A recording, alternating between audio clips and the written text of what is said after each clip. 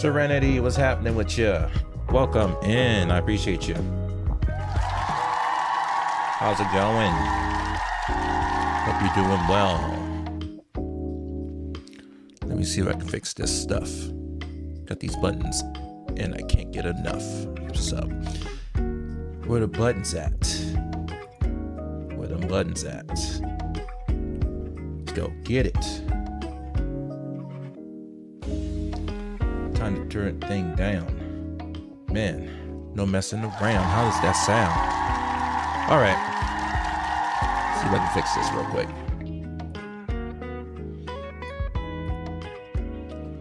So let me see something real quick. Appreciate that. Hoping you're having a good time. And that's a fact.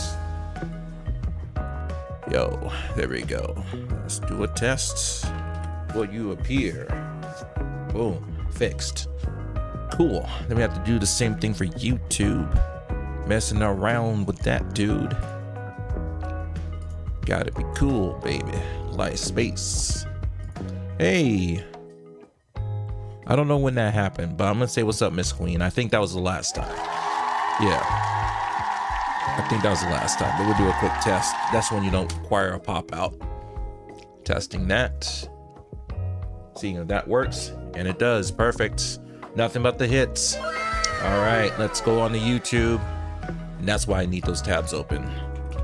Because social stream requires you to go into the page.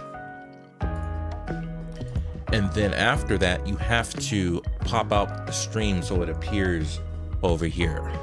But yeah, I appreciate you hanging out. We're just gonna be chilling for a little bit, man. We're just gonna be chilling, be chatting, spitting, splatting, and the titting and the tatting, man. Something but bars, man. Let's go. Another one. I've forgotten how it feels to stream. I have forgotten the feeling because I haven't done it in a while. It's been about a week. It's been a while, but it feels good to be back. Now, the boy's not super consistent. I don't have a schedule. You know, I just go when I go. You know, and that I'm sure is a issue. I'm sure that's an issue when it comes to being consistent, having people pop up and say what's up and all those good things. But do a test on there, pops right up. Sweet, we got it, baby. Hell yeah. All right, y'all. So we just out here chilling and we're just chatting it up, man. Jack Anderson, what's going on? Welcome into the streams. Good to see you. Hopefully you're doing well. Hope you're having a great New Year's. Really appreciate you hanging out. But yeah, we're just sitting, chilling, relaxing. We might do some stuff, but I'm not too sure. We're just kind of going with the flow. Speaking of flow, I need some air in here. There we go. You like people of your kind, but you seem to be one of the good ones. Well, I'll roll with that one for just a moment. I'll let it roll. Appreciate it. Oh, Jack, oh, Jack, oh, Jack. All right, so this is actually one of the reasons why I just wanted to chat and chill. Just because I feel like people just don't know who your boy is, you know? I feel like y'all don't know who I am. But I appreciate hanging out and all that stuff. So, how are we doing? How was your day? How was your Saturday so far? My Saturday's been so far so good. Friday was awesome. Hung up with some friends and we went out into the city. We had some good ass burritos. We went to the arcade, a barcade, if you will. And they had all the stuff. Now I'll break that down in a little bit. Maybe we'll break that down a little bit later. But yeah, that was a good time yesterday. Really enjoyed it. Let's see what else is being said. Let's see what's up. Let's see. Seem like, come on, man, chill out with that, bro, please. Just chill out. That's kind of that's awesome. I appreciate that. Oh man, that's one thing I'm working on, is just being a little bit more accepting to a degree. You know what I'm saying? If it gets to a certain point, then we take care of things, but don't let them shake it and don't let them bake it, because we got nothing but bars today. All right. So, your boy's coming straight from the Bay Area, California, the Bay freaking area. Your boy has been through some things, basically come from nothing. You know what I'm saying? I was not fortunate enough to be born into a family that had a bunch of money and lives in a household, and there's a whole system going on, and they pay your way to education and all these things. None of that. That's not me. I tell you that for real. I could tell you, I had to think about it for a second. I'm like, man, you've gone through it. And to kind of break that down, it's like I have moved in and out of a total of 8 apartments, houses, condos, whatever, duplexes. Like, I've been everywhere, growing up in my childhood, And so that's just how the system works. It's rough. And if you're not prepared for it, you end up having to work around all of that, and you do what you can. And I have to give a shout outs to moms, like she worked really, really hard to make sure that, I'm in the position that I'm in today. I could give some credit to one of my sisters who's, kind of helped raise me while mom was working. But, definitely I got to give a shout out to moms, because she was in a position where she had to work all the time.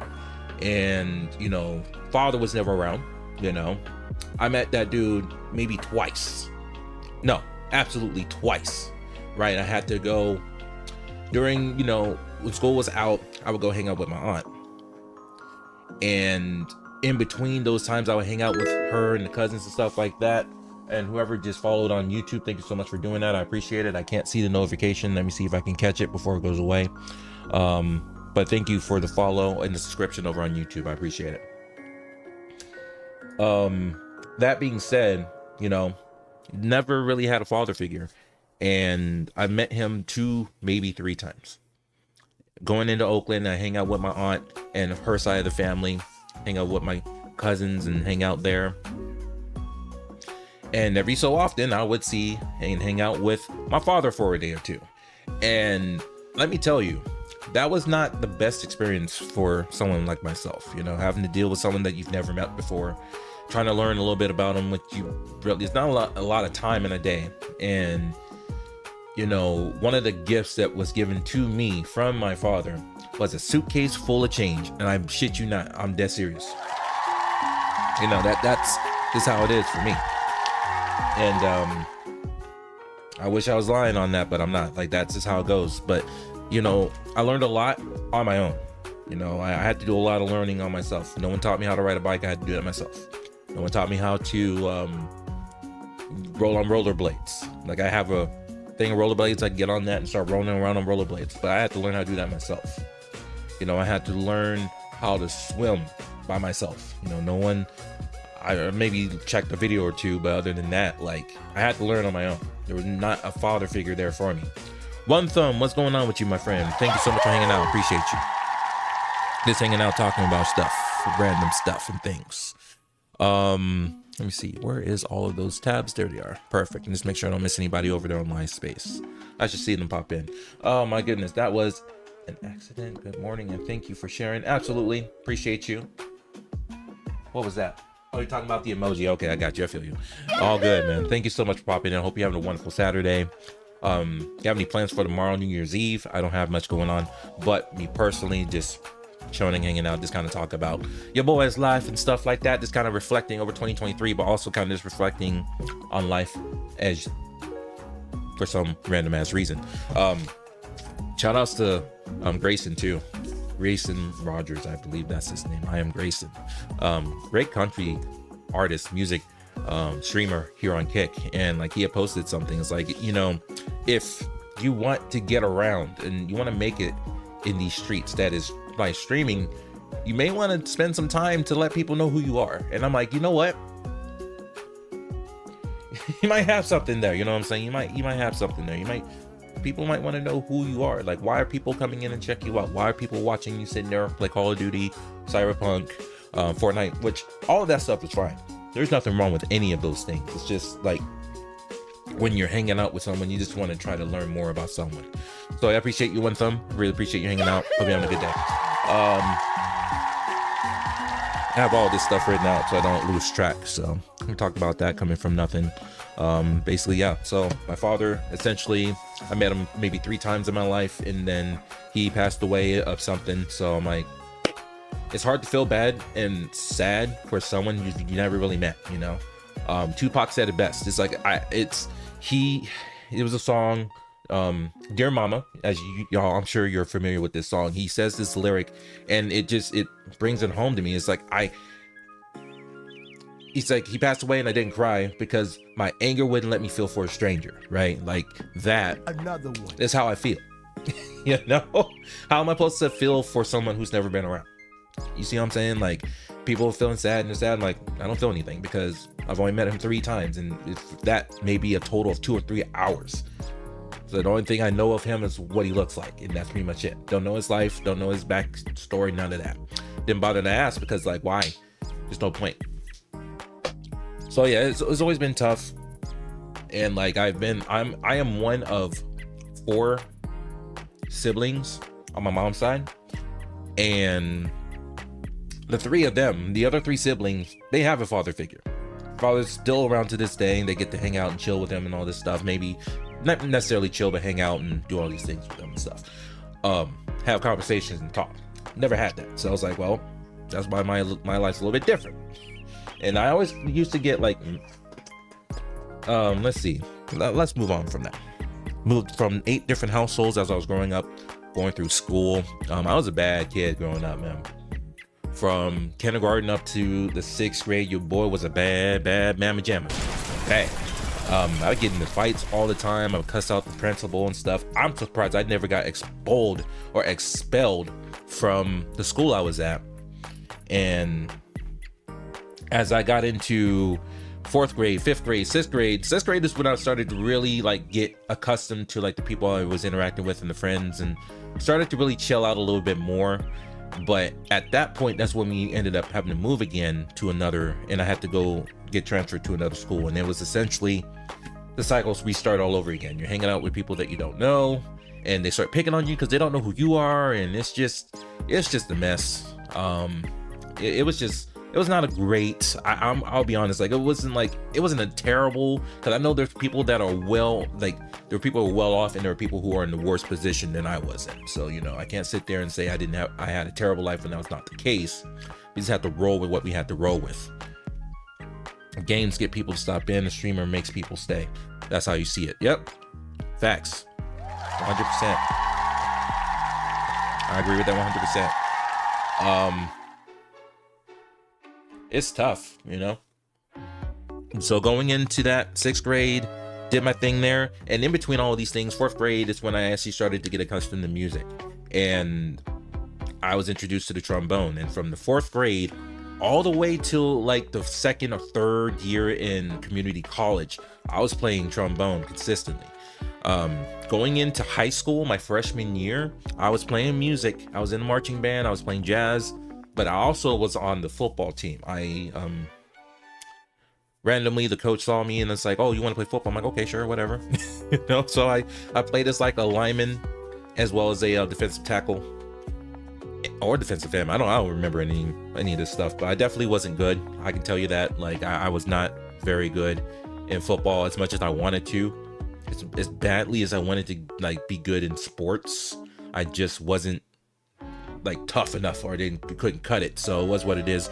In between all that too, is like, it was tough because when you're doing music, the extracurricular stuff on top of sports, on top of your general education, that's a lot for a kid to do. And like, if you got to have that grit to, you know, go into the gym first thing in the morning before school starts.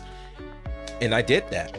Problem was, after my workouts, I would work out on an empty stomach. So your boy's out here like just feeling like garbage after a workout, and then have to go through the school, and then after that back to the gym, out to the field to practice and, you know, work on reps and all these different things, man.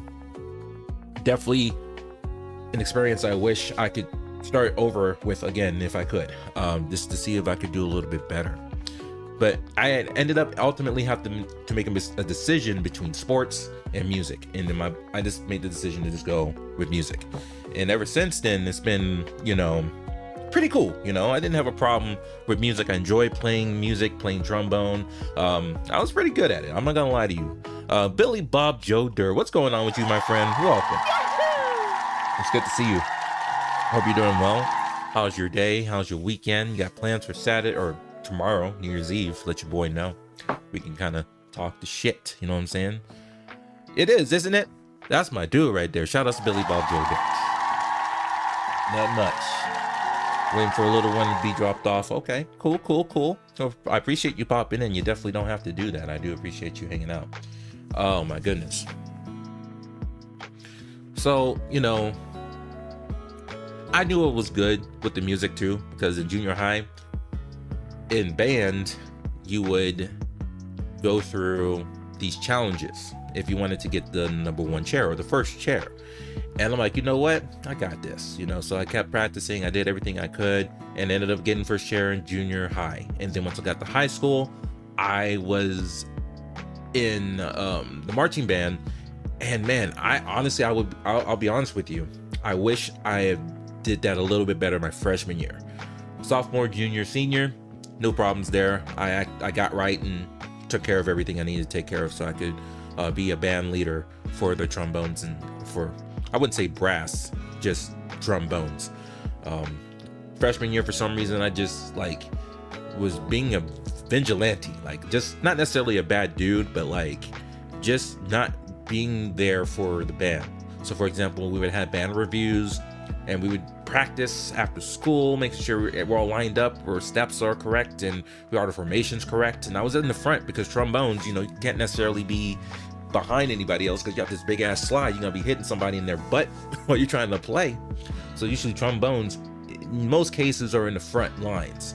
That's not the case for every high school or for every school, whatever, but trombone was usually in the front. So that was part of one of the reasons why I was like, I'm going to these band reviews. I'm gonna get embarrassed because this is me being stupid as a little kid, like being concerned about what people thought about me. And it was like, you know what, I ain't trying to do all this. So like every time we would have a band review, I would like ghost it. I would not appear. No one called me, so I was like, I don't give a shit. No one's gonna come get me. You know? So yeah, that was definitely something I wish I could take back. Let's see. Oh yeah, and I appreciate that very, very much. I appreciate you, my friend. Let me double check with live space. Okay, cool. Let's make sure I have that open. Appreciate folks popping in, hanging out and chilling, man. We're just talking about life right now. We're just talking about life. Man, I don't know about you, but yeah, like I'm just talking about how like I moved from place to place and it was rough, you know, having to move from one place to another constantly. A total of 8 times. I had to count it. I'm like, damn, that's a lot. And transferring from one school to the next, and you have to start over again to try and make friends and not create enemies. And that's what was happening for me. It was tough. So after all of that, graduate, I'm still in music and I'm really digging jazz at this point. Like I love jazz music. Jazz music gets your boy going, man. It's just a high level of creativity that's required to play jazz music. And there's a lot of improv, a lot of borrowing or stealing, if you will. That's what they say in the music business. Excuse me, one sec. All right, yeah, so in the music business, it's okay to steal as long as you create your own variation of it, you know? So that's how it goes, because you got to learn somehow, and you have to learn by listening to the greats, the legends in jazz music. You know, we're talking about you know, J.J. Johnson, trombone. You know, I'm talking about Steve Turre, another trombone jazz player who's great at what they do. Then we got to go further back. We're talking about Miles Davis, you know, Dave Brubeck, and I'm just throwing about a whole random like list of people, and there's a lot more. Ella Fitzgerald. Even you can go into like the blues category, like B.B. King, and all these different artists that you just learn different styles and riffs and ways they attack certain chords and stuff like that. You know? To be honest, I'm thankful for it. Yeah, you learn from doing all that. Met a lot of new people, sucks starting over, but happy for it. Yep. That's how DJs get away with using tunes as well. Not just jazz, all genres. Yep, 100%. You're right, 100%. It doesn't necessarily apply to jazz. This can be applied to any genre of the music business. I personally just really enjoy jazz. And so going into college, I was in that position where, again, nothing was handed to me. I come from nothing. Well, I come from something. Obviously, we weren't like homeless or anything, but we constantly were moving around. And mom's like, yo, congratulations, you graduated your high school. Now if you want to stay, you got to pay. That's facts. So that's what I did. I was still going to school at this time, community college. And again, this is another point in my life where I'm like, I wish I've done better. The general stuff, the math, the PC stuff, all those other courses that I signed up for but then dropped, and the only thing I kept doing was music because I love music that much. But I'm like, damn, I really wish I stayed and really took this more serious, because imagine where we'd be today if you took a little bit more serious, right? But it got a little bit more complicated because, like I just mentioned, if I wanted to stay, I had to pay. So I had to pay a couple $100 a month for rent. And so my first job was at the arcade, Namco Cybertainment. That was a good experience for the most part.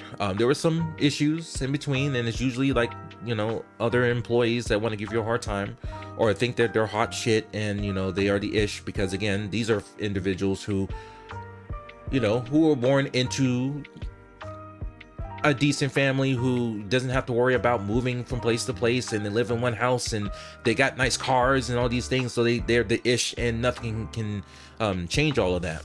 So you're dealing with these things. And man, the arcade was so fun. Whole stream is awesome. Hey, I appreciate you got a lurk. Hey, I appreciate the lurk too. If you're able to lurk, keep doing what you do, live your life. I actually did that for Laura the Explorer last night. She was over there playing Call of Duty. She's doing awesome stuff. She's a good person, very positive. She's just trying to get that partnership, and I hope she gets it.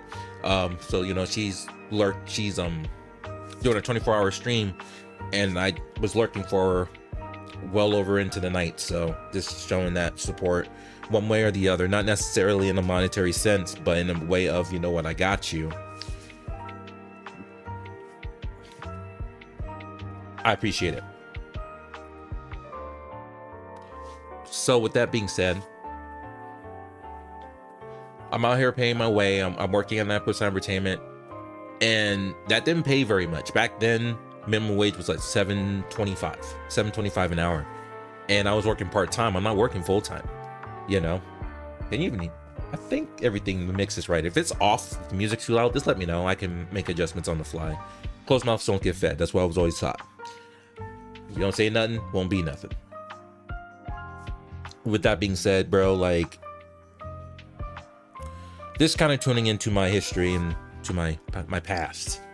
And yeah, it didn't pay much. So, the money was coming in, I was giving it to my mom, or it was going back into the arcade. I would be playing awesome games like Taken, Dark Resurrection, amazing fighting games. And as I'm growing up, I'm a person who grew up on like the Super Nintendo and grew up on the Sega Genesis, playing games like Super Mario World, Street Fighter 2, Mortal Kombat 3, Terminator 2, the arcade game, Sonic 1, 2, 3, Sonic and Knuckles, Sonic Spinball.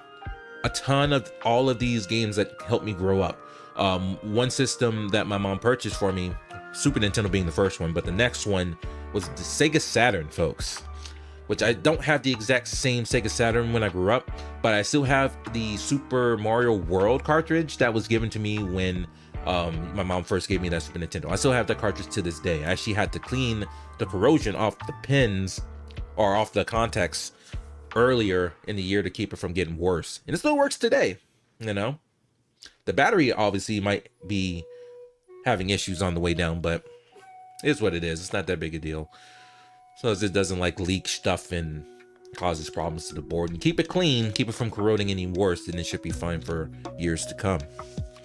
One of the games, the first game, was NBA Jam Extreme, and I would play that all the time. Here's another game, Shaq Fu.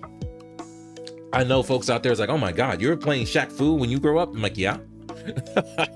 Yeah. Unfortunately, that game wasn't very good. But when you're a kid, that you just want to play games. You don't care if a game is good or bad.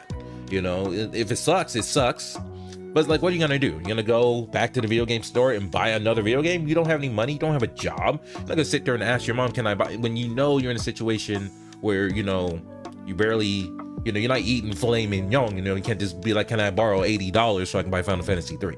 So, you know, we complain about how games are $70 today, which is justifiable when there's a bunch of like microtransactions and season passes and all these things, and you still have to pay full price for this game, DLC and all this stuff. I can understand the frustration, and I understand justifying people hating on that. But remember, back in the day, these games weren't cheap either. These weren't $50, $40 games. These games are like $60, $70, $80. Apparently Final Fantasy 3, aka Final Fantasy 6, was like $70, $80 when it released back then in the 90s. So you see what I'm saying? We took that for granted, you know, and here we are still spending $70 for games, which in a lot of cases are not complete. And I see you over there with the wave sword. Let's see. Sword Speed Talks. What's going on with you, my friend? Thank you so much for popping in over on Live Space. I appreciate you. Hopefully you're doing well. Hope you're doing pretty good for yourself. How was your Saturday? Got any plans for tomorrow? I personally don't have too many plans for New Year's Day. I'm glad you're doing good. Very glad you're doing good. And thank you for the follow. I still don't have alerts on Live Space. Dang it. I gotta work on alerts for Live Space. That is a New Year's resolution, if you will. Get some alerts on Live Space, please. That's why I'm like, damn, I can't hear nothing. That's because I don't have it set up yet. So you slept well, took a day break from the stream I did recently. Okay, cool. That's awesome. It's nice to know that you're streaming over there. Appreciate you. My goodness. Tonight, tomorrow, I push hard and end the year off. I think I'm going to do the same thing. I unfortunately work tomorrow. I freaking have work tomorrow. I said I have work tomorrow. Hey.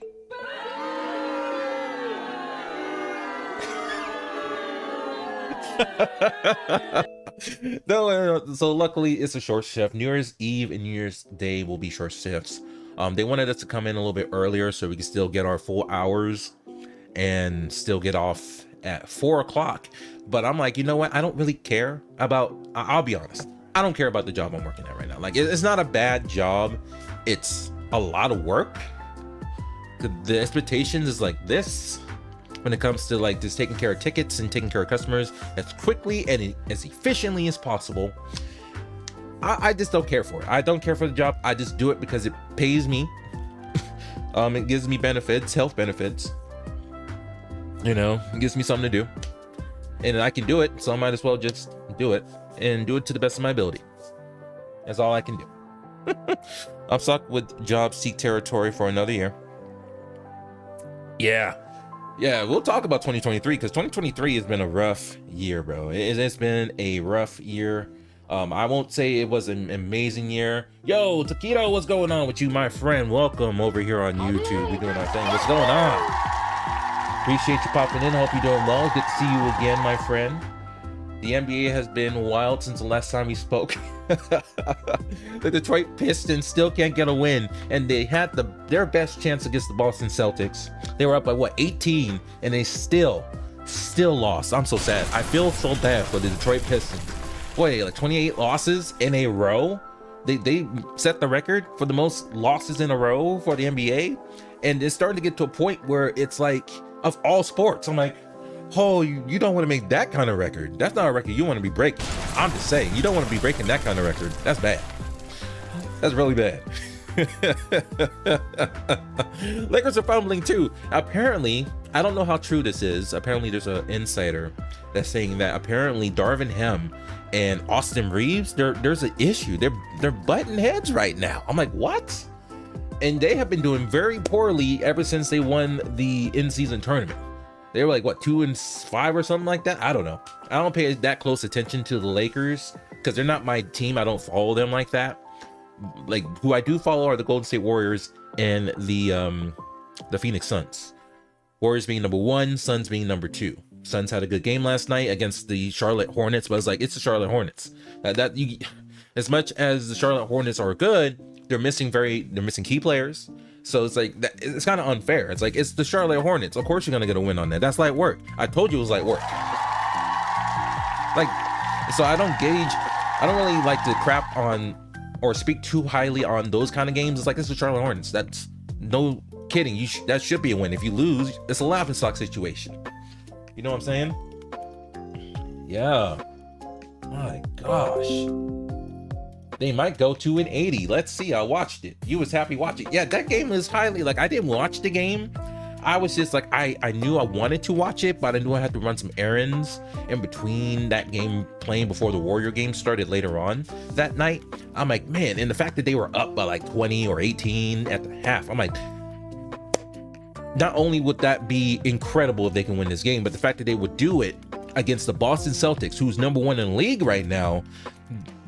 Boston's over here panicking. They're like, oh my, you cannot lose to the Detroit Pistons, being number 1 in the league. Do you understand how your credibility would be immediately wiped if you lost against the Detroit Pistons? Like, it was bad enough that they lost against the Warriors, right? After like Jaylen Brown with the too small like thing on Curry, and then Curry turned Super Saiyan on them and beat them in overtime. It's like, damn, that was a great game to watch. Maybe we shouldn't be talking about how small someone is until you finish the game first, because man, they got humbled in that game hard. They got humbled. Just saying, man. I know we kind of got off track, but it's okay. I like talking about sports. I like talking about basketball. I like talking about the Warriors and the Suns. I like doing that. Hell yeah. I'm stuck. Let's see. Lakers fumbling. I've seen that game on Christmas during my trip. Warriors did good. Dang. Yeah. They sweating bullets. Yeah. Woo. Oh, man.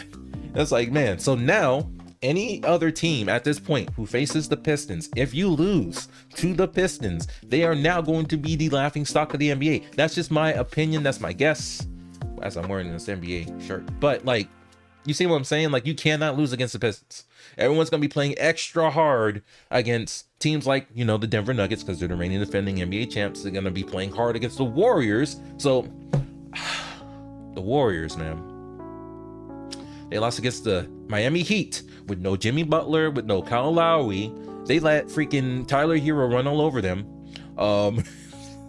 And like the video, I saw this video of what happened after that game, after they lost that game, essentially getting blown out in San Francisco. It wasn't necessarily a blowout, but it might as well have been a blowout in my opinion. And you see Curry and Klay Thompson just sitting there at the bench. Everyone else is walking into the locker rooms in shame. And you see Steph just sitting there in disappointment. You see Klay sitting there and just plain disappointment. It's like, you think? Like, what? And like, someone posted something on Twitter asking, okay, look, we have these next, 7 games at home. What do you think the record's going to be? And I said they could go 5-2 easy. They're not losing against the Pistons. They're not losing against, I would say, the Raptors. These are teams that they should not be losing against. But then the first game they lose against the Miami Heat. And I was like, okay, this is a win because no Jimmy Butler. This is a home game. They should know what they're doing at this point. The rotation should be set. You got Trace Jackson Davis in there doing his thing, although he was slipping pretty hard in that game. He's a rookie though. You got to give him some credit, man. Like, he's a rookie for freak's sake. He's going to make some mistakes as he's developing up. But to see how well he's doing after being put into rotation, it's great to see, you know? They got 2 rookies in rotation.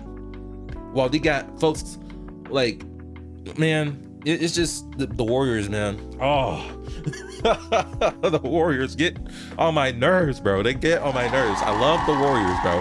And let me tell you something. I don't know how many times I say this, but like, I'm a Warriors fan through and through. I've been a Warriors fan well before Stephen Curry got drafted. So, you know, you can understand my pain. Warriors were, I wouldn't say trash, but they weren't a championship contending team.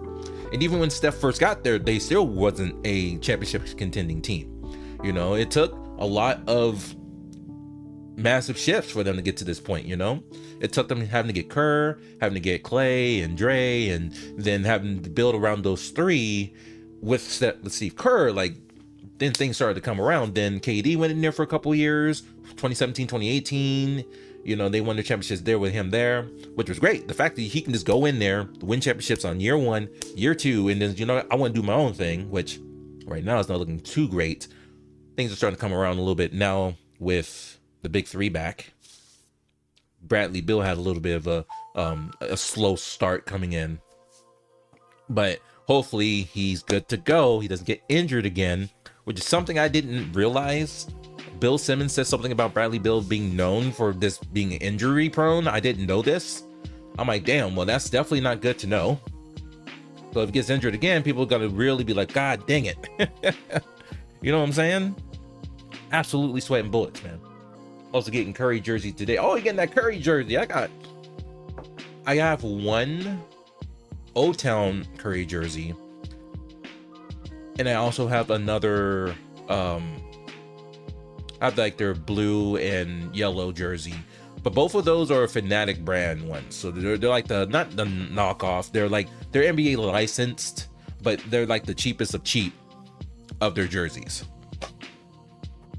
But I went and got a Jordan Poole swingman jersey, because, you know, they're clearing him out because he doesn't play for the Warriors. He's a Wizards fan now, or Wizard player. And so they were clearing out his jersey. So I'm like, I went and copped that for like, what, $60? I'm like, I get that real quick. It's nice to have some of that gear. So hyped. It's the Towel jersey. Nice. Hell yeah. That's what's up, bro. Nice. That's so cool. So, my goodness. We do. I love talking about that stuff, man. I love talking about sports. We were talking about work. My first job, I started as a representative at Namco Cybertainment. The same people who make Pac-Man, Tekken, Ridge Racer. They had a an off-brand Namco Cybertainment, which they had their arcades out throughout the area. And I worked in the mall in the arcade, and I worked there for about a year. It just didn't pay much, and I had to pay to stay in the house, even though, you know, I'm a son. Now I'm just turning 18, but now you want to stay, you got to pay. So yeah, they make much money from that, because a lot of times it was either going into rent or it was going back into the arcade to play games like Taken Dark Resurrection, Initial D, awesome. Wangan Midnight Maximum Tune 3, another banger of a racing arcade game, and it's so good. And what's cool about like Initial D and Maximum Tune 3 is that these are games where you can purchase a card, and you would keep this card with you. Like it'll dispense a card, you would select your car, and as you continue to go through your races, you would be able to make upgrades to the car. I think you could customize the car specifically to your liking and stuff like that. And so every time you would put your coins in to start it, you would put your card in, it reads it like a memory card, basically. So you can continue where you left off. And then obviously, you know, you can go face off against someone else, or you can just go and work on your progress against the computer. And yeah, that was always a good time. I love that. I miss that part of the arcade experience. And I'm gonna try and recreate it somehow. Obviously, I don't have the resources or the funds to recreate like an actual cabinet. I definitely don't have the funds to just go and buy a Maximum Tune 3 arcade cabinet. Thus, the space to put that thing somewhere. But I do have a steering wheel. I have a PC that's capable of playing things. So I'm thinking about seeing if these games are compatible somehow via emulator or something. The only issue I might have is like the whole memory card thing. That might be an issue, but I'm sure that can be emulated as well. So you're not really missing out or anything on that. But yeah, pretty cool stuff. Love it. Emulation is definitely the way to go. Initial D sounds so, yeah, that game is so good. That game is ridiculously good. Man, I remember the Pac-Man game and Ridge Racer titles. I just bought Ridge Racer 7 on the PlayStation 3 yesterday for $20. I'm like, you know what? I need to add this to my collection because I already have Ridge Racer 1. In fact, you have it where you can easily access it? I don't think so. Oh, I do. Yep. Hold on.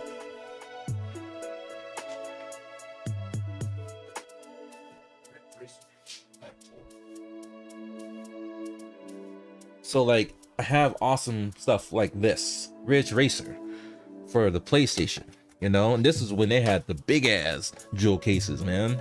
Obviously they got right as, you know, time went on, because like, damn, this is a lot of glass slash plastic that we need to keep putting out there. And when you go into stores nowadays, these are a pain in the ass to keep maintained and organized and clean, because they drop, they break, you know. And then another banger, Ridge Racer Type 4. It's as simple and simplistic as this game is, like, it's so good. Like, the music in here is awesome, the drifting in the game is incredible. It even comes with a turbo mode version of Ridge Racer. Yo. Oh.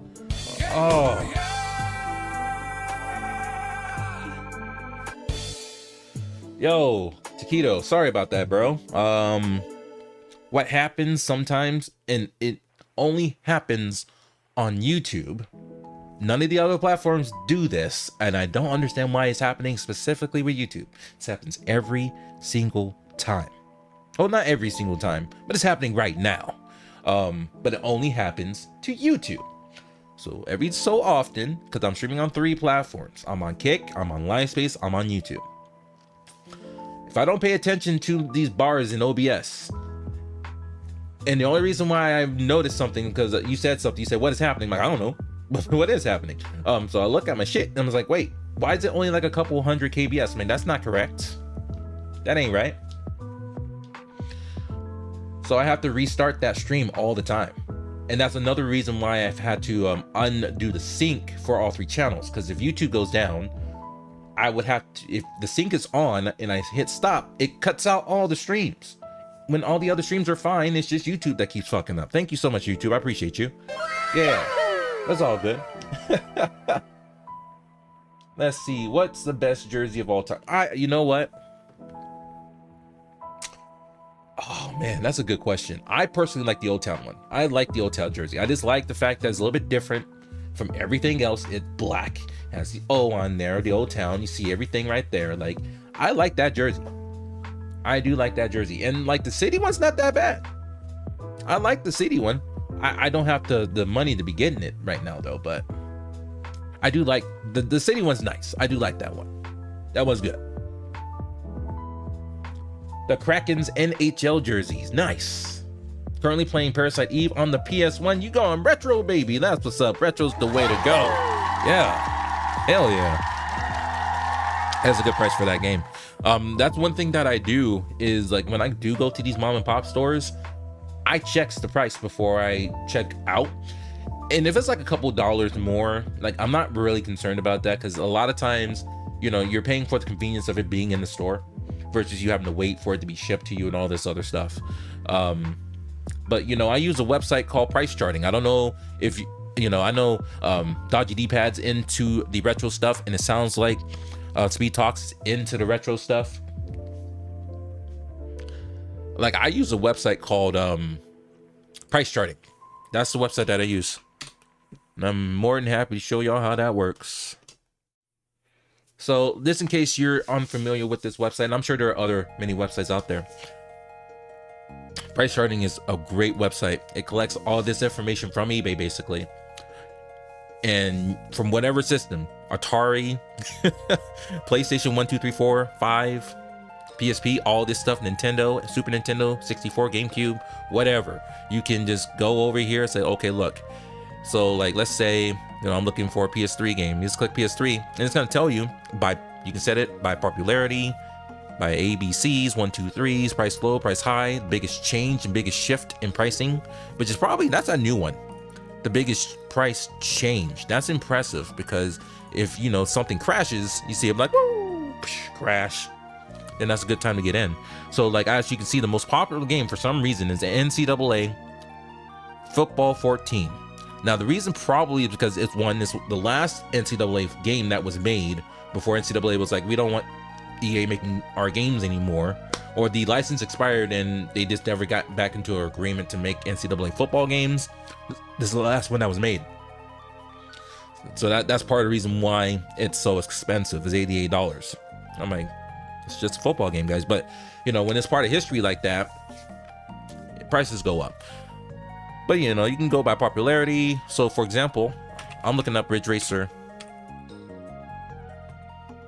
7, and I know, so like loose by itself, $14.50. Complete $17.99 plus 99 cents shipping.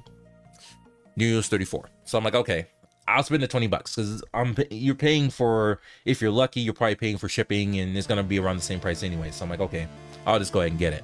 There was like I was looking at Taken 7. Was it 7? No, it was Taken 6 because it was on the PS3. Taken 6. I was looking at that yesterday. I'm like, I don't have this. I might as well just pick it up. And I'm like, it's 971 complete. But I was at the store. They were asking for like 20. I'm like, no. I'm not paying 20. I'm not paying double the price. I'll just wait and get that in, you know? Yeah. Let's see. You have an iPad, but not a case. It will be here on January the 3rd or sooner. Okay, yeah. See, I also have an iPad 9th generation. It's not like the fancy, it's the basic, kind of like run-of-the-mill, but it's still a capable iPad. It's not like a Pro or anything, but again, still very capable for what it is. And I went to a thrift store and found the case for like $3-4. I'm like, sweet, and it fit perfectly because of how common that is. Comes in all the time. It comes in all the freaking time. Oh, wish I could buy the earlier Ridge Racer titles on your PS3 after I do get your new GPU upgrade. GPU upgrade for the PlayStation? Or a GPU upgrade for your computer? I'm sure you're talking about computer or GPU. I'm like, my mind's like, psh, ah. I'm on a tight focus budget. Spent $10 on an Anker GPU support bracket as of Christmas on Amazon. Anker GPU support bracket. I'm trying to educate myself on this myself. Like, I'm familiar with Anker.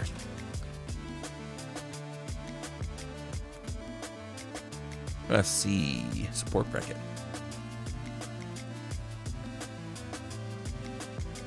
What graphics card did you get? I'm actually curious. Oh yeah, those little things that you put it under so that the graphics card doesn't like droop down or sag or anything like that. Okay, I got that. I have a 4080 and it came with a support bracket, and it's something that it's something that screws into the motherboard and the case so that it supports the card that way. So instead of it being supported from the bottom, it's supported through the case, if that makes sense. But it came with them. Like, oh, that's cool. They thought about it. It's like, yeah, this is a heavy card, so you might want to provide a support bracket to make sure it doesn't sag on the way down, you know? Yeah, they were talking about that on Christmas Day. I think LeBron was talking about it, and I forget who else was mentioning it. It's like, man, it sucks that we don't have Christmas themed jerseys. It's like, do they play every year on Christmas, or does it alternate between the sports? Like, does the NBA play on Christmas Day and the next year the NFL plays on Christmas Day? Like, I forget how it all goes. I think they play every Christmas Day. This, a couple of teams, not the entire league, but like the popular teams like the Lakers and the Warriors and the Nuggets and the Celtics and the Heat, like these wildly popular teams. Not to say that the other teams are not that popular, it's just not as popular as these other teams with all these other championships, stuff like that. I miss those. I do miss those. I haven't seen those in quite some time. Power Color Fighter, you got the RX6700 XT gaming graphics card is what you're after. Nice. AMD is coming up, man. Like, I know the whole thing about AMD and Nvidia, like how Nvidia's like, it just has a little bit more of like a driver advantage, but AMD, they have the saying that it ages like fine wine. So like, as the graphics card ages, their support team continues to support it heavily to a point where their drivers compete, if not sometimes beat, these games on the other side, so. And the thing too with AMD is that it's more focused on like rasterization, if I'm saying that right. Like, it's just more raw power from the graphics card, and it's not relying on like AI, like DLSS and all this other stuff to get these games running at 100 or 120 frames per second. So shout outs to AMD for doing it how they do it. And not to say that they don't have their own implementation of super resolution or super sampling, whatever you call it. plus it's cheaper. It's always good. Dodgy says Sega stuff is rising at a fast rate. Oh, that sucks, especially Master System. Oh, I just got the Master System power base converter last year, and he even gave me a game with it. I think it's like Shinobi or something like that. I forget. Oh, in fact, that right here.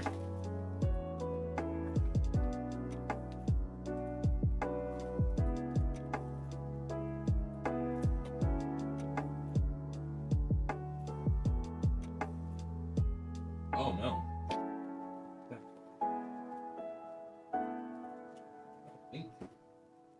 But I think I have Shinobi, I don't know. But anyways, Hang On and Astro Warrior. Zoom in on that. Yeah, we got the game for the Master System, and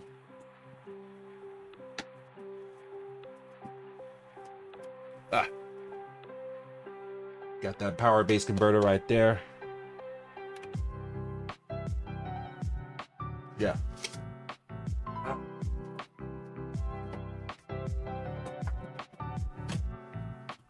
Yeah, I had my Sega box out because I've been working on playing some of these Sega Genesis games. Sonic 2, I'm working on trying to beat that game. I haven't done that yet. Consider me a fraud. Consider me a fraud.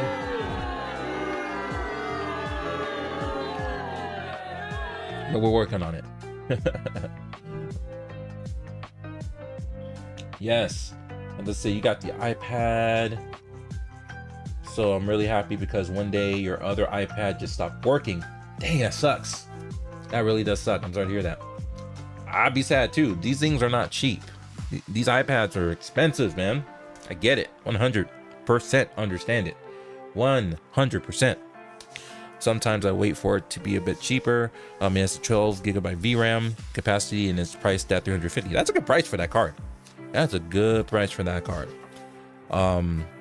I'm guessing it can do like, it's gonna be a banger 1080p machine, as well as playing some 1440p games at very good frame rates at good quality. Even some 4K games, to be honest. Like, a lot of these cards are able to do these things nowadays. They're very capable. I'll be honest with you, like, although I have the 4080, I originally wanted to get the 6900 or whatever, that the big one that they had. I wanted the AMD 6900 and I ordered it. Is it 69 or 79? I get these all mixed up. These numbers keep confusing me.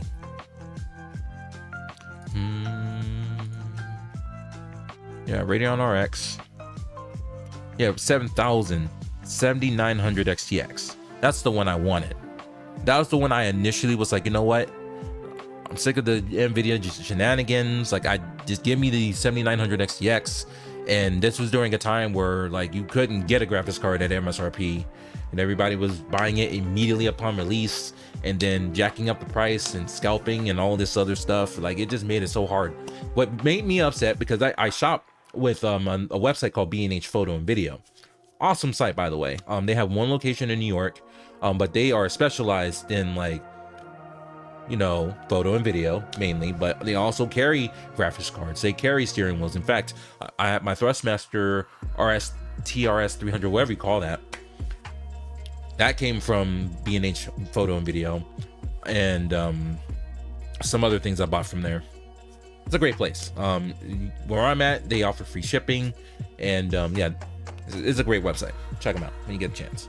But they do carry these graphics cards. Now, when the XTX came out, the 7900 XTX, I'm like, okay, cool, it's available. I knew this was coming out, ordered it, sitting in back order, and then I get an email saying, oh, we screwed up. The SKU was incorrect. So unfortunately, we had to cancel your order. I was so pissed off, bro. I'm like, damn it. And if you really, really want these things, you can get them. There are like now in stock websites where you can just check the bots, and the bots will check for stock for all of these graphics cards, and you'll get alerted when one's available. But at that time, you had to work quick, fast. Like, you needed a bot yourself just to buy one. Like, it was ridiculous back then. Oh, those were times I wish did not exist. I hated having to compete with other people for one card. when they're buying pallets of this stuff. It's like, come on, man. How is this fair? This makes no sense. But you know, these retailers, they don't care, because the only thing they care about is this. How they get it doesn't matter. They don't care if you're just the one person that wants to get it for the purpose of using it and enjoying it and having a good time with it. No, they get this. They don't care how it's being sold. And of course, they might get some blowback. Customers are pissed off. It's like, how dare you do this? And they're like, oh, we understand. And then they barely do anything.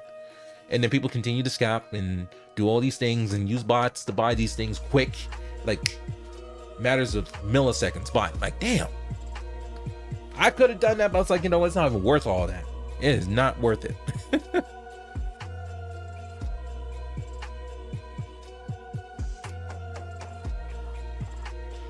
LeBron is playing on his birthday. Oh, is that today? I don't know when his birthday is. I don't pay that close attention. Oh shit, yeah. So is he 39 or 40?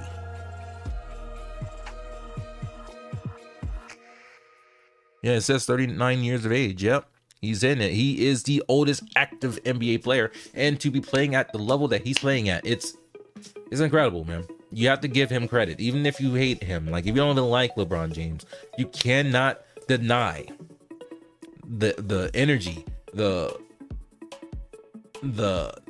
leadership, the ability to do what he does at his age. Obviously, back in the day, other folks were doing that too, but like, those were far and few between.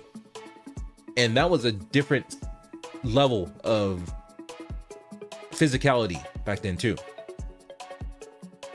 It's like you can barely touch a defender without getting called for a reaching foul nowadays. It's like, come on, man. And he is playing today, huh? I haven't realized, like, I don't pay attention. Like, are the Warriors playing today too? Like, I go day by day. I don't like schedule, oh, they play next week, and I don't do all that. I just kind of go with the flow. So yeah, Golden State goes up against the Dallas Mavericks today at 8:30 p.m. Eastern Standard Time. Lakers go up against the Minnesota Timberwolves. Oh man, that's gonna be a tough one. I'll tell you that right now. Against the number one team in the West, but the number one defense in the league, they're gonna have a hard time with the Lakers. Or no, they're gonna have a hard time with the Timberwolves. Yep. That's how that's gonna go. Oh, Detroit's playing too. I have to watch the Detroit Pistons games now, though. The meme LeBron James himself, indeed. Yes. Use your free record gameplay footage. Yes. Let me see. I missed some stuff. I apologize. Hold on. Sometimes I'll wait. I know no one's talking over there on Kick. Just want to make sure I'm not missing people over there. Yeah, we were talking about how the rates have increased. Making sure there's no problems there. Okay, cool. Yeah, we're fine. I just want to make sure I'm not missing anybody. All right. Let's see. Sometimes I'll wait for it to be a bit cheaper.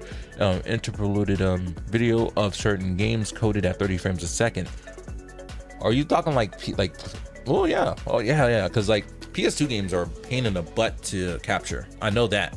When it comes to retro games, PS2 is one of the worst ones because they used a lot of it interlaced resolution, and then a lot of graphics capture cards just don't translate that well at all. Even OBS, when you start to de-interlace that stuff, just doesn't do a very good job. And so that's why I've been trying to find some other like capture solutions to help deal with that. I know RetroTink has been doing some really cool stuff. That 4K that just came out, it's expensive as shit, but it's capable of handling PS2 very well. And that's the kind of stuff that I like to deal with. Dodgy Pat said, I'm always retro. Finished Tomb Raider on Sega Saturn, kind of revisiting your childhood. You're a Sega collector. Sweet. Compare the market of retro games. Oh my god. Yeah, that's just as bad too when you come to it. It's starting to come down a little bit though. But you're saying Sega stuff is starting to go up, which I don't understand why. Like, it's not like they're hard to find. They're not that hard to find. Well, actually, you know what? No, because like all the mom and pop stores that I go to, like they have plenty of Sega Genesis games. There's not like the super popular ones, you know? You have to respect greatness, and he is. You can't deny it. The stuff is there. He has the championships to prove it. And I know a lot of people hate him, you know. But, you know, that's just jealousy at this point. You're jealous because he's able to do what he does for this long. And like, he wasn't perfect, you know. He didn't come in year one as being great. Same thing with Steph, you know. Year one he wasn't great. In fact, he was benched most of his first year.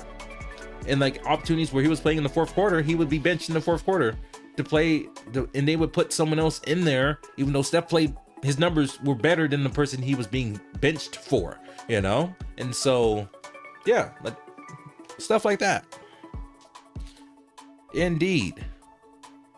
Yeah, so it's been about an hour. I'm feeling pretty good, man. So I only worked at the arcade for about a year. Time really flew, and that was a very cool experience for me. I was pretty good at some Dance Dance Revolution too. Like, I would get down on some heavy, not extreme though, and actually not heavy. I would say like normal. I would say normal was a good difficulty for me.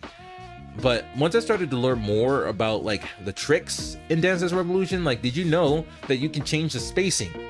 Like, I couldn't read, like, I couldn't understand, like, you know, as it's coming down, you got to step on the right footing and stuff, like how it comes down and you see it. Or actually, I think in DDR, like the arrows go up and then you have to tap based on that. But you could actually change the spacing of that. So like, instead of it being so close together, you can spread it out. And for me, I had to spread it out so I could read the steps better. I just responded better that way. I don't know, but that they put it in there for a reason.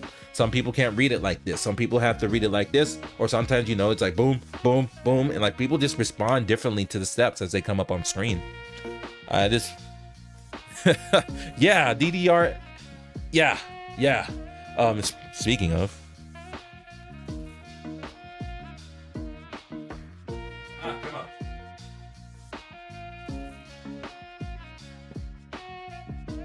DDR Max 2. Love these arcade machines, man. Those things were not necessarily hard to maintain. They're actually pretty easy to fix. Because a lot of times it's just the sensors get stuck. And you just gotta, you know, it's just the foot panels is just a couple Phillips head screws. You take those screws out so you can get under the glass panel. And then on each corner, so like up, the square is just a sensor. You just clean up the sensor, make sure it's good so it makes good contact with the glass panel. You clean it up, screw it back in, good to go. Good to go. Those are actually pretty easy to maintain. That's probably one of the easier things to maintain, to be honest with you. Oh, and then DDR Extreme 2. And I was going hard on this when I was younger, man. I would used to buy dance pads, so like not the little flat ones that these came with. Because back in the day when they first came out, it was in those big boxes, and it came with these little thin ass dance pads that would just slide all over the place when you stepped on the panels. But then I'm like, you know, let me go up the next step. I would get like these red octane foam dance pads. So like it had the foam in the middle, but then you had your panels on top, and it would still slide a little bit, but it wasn't as bad as just that plain thin ass dance pad that you'd be on. My best friend had ordered an actual like metal dance pad. He was all in like this. And back then, and which is still a thing today to my knowledge, I haven't really been messing around with the PC side of Dance Dance Revolution, which on PC is called Step Mania. Step Mania basically is DDR but on PC, and then you can download music that has the steps already in it, and you import it into the game, and then you could essentially have the same experience just on your PC. But my best friend, he went all out, and he had bought like a metal dance pad, hooked it up, and did it that way. I'm like, that's pretty freaking cool. I actually came across one at a thrift store about a year or two ago, and I bought it, but it didn't have the control box. And I've been looking around for it, couldn't find it. I tried to create my own control box, failed massively. Absolutely failed at that. I failed hard, so I ended up redonating the dance pad. I couldn't do anything with that. Unfortunate, but like yeah, those were definitely the things that kept your boy in shape. When I was going back into college, like at the time I lived up the hill, and so I would have to walk all the way down the hill and then take the bus to get to work or to school, and then after that I have to walk my ass up. So like I was always walking on an incline or a decline. Your boy definitely was staying in shape back then. Didn't have a choice. Where I was living, I had to constantly walk up a dang hill just to get home. What else? Worked at GameStop for a long time. I worked there for about 7 years. Started at it as a game advisor. Oh, is she back? Hold on, let me double check. Is she back? Oh, starting soon. Hey. That's what's up here. Welcome back. Been here this whole time.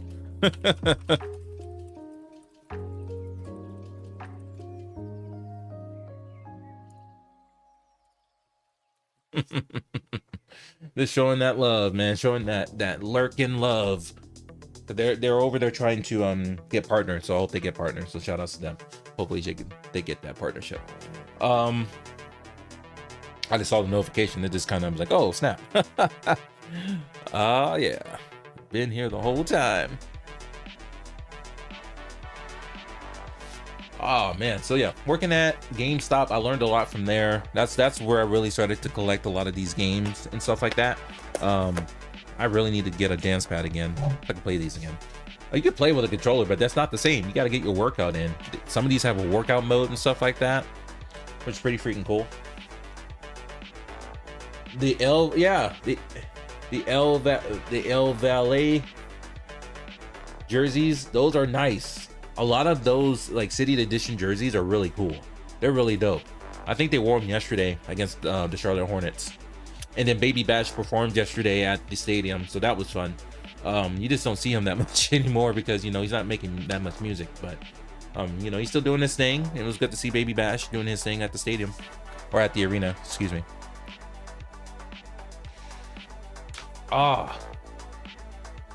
What else, man?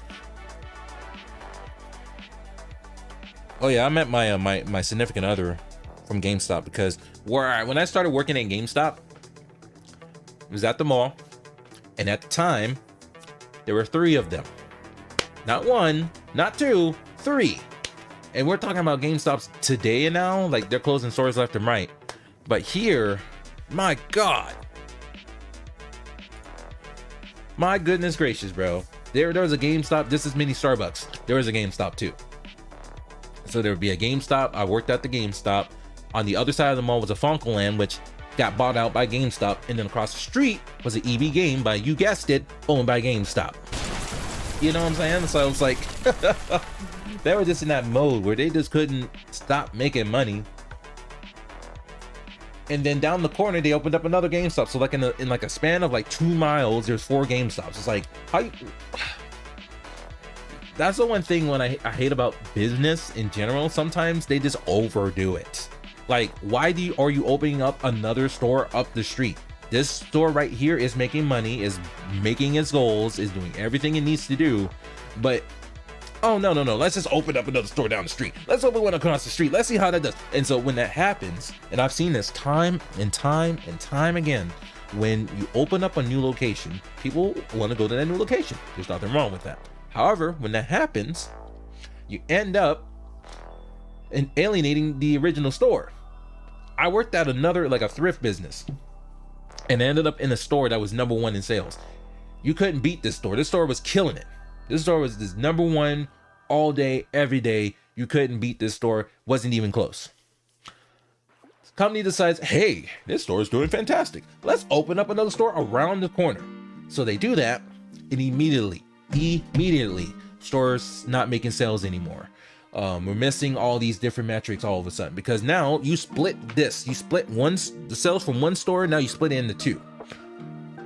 Now eventually it will recover, but on the short term of things, you're screwing the store that's been making money for you this entire time just to open up a new location that's smaller. Which that doesn't make any sense to me. It just blew me away. And a lot of times it affected people's ability to bonus, because every time we make our sales, the entire team would bonus because we make the sales. But they opened up this new store. Now we're not making sales, and now we're not bonusing anymore. It's like, well, now you understand when people are upset. Like, you don't understand. But when you're someone up top looking down, you don't pay attention to the small details like that. You don't care about that stuff. You don't care about that stuff. You just want to make sure that both stores are eventually going to make money again. That's the plan for when these higher ups are opening up these new locations. It's like, it just blew me away when, like, you're opening up another store up the street. Why? And of course, they're not gonna be like, yo, we noticed that you're not making sales anymore. We noticed you're not making money anymore. So we're gonna increase your rate or do whatever to make up for that. That never happens. That never happens. Come on, guys. Never happens. No.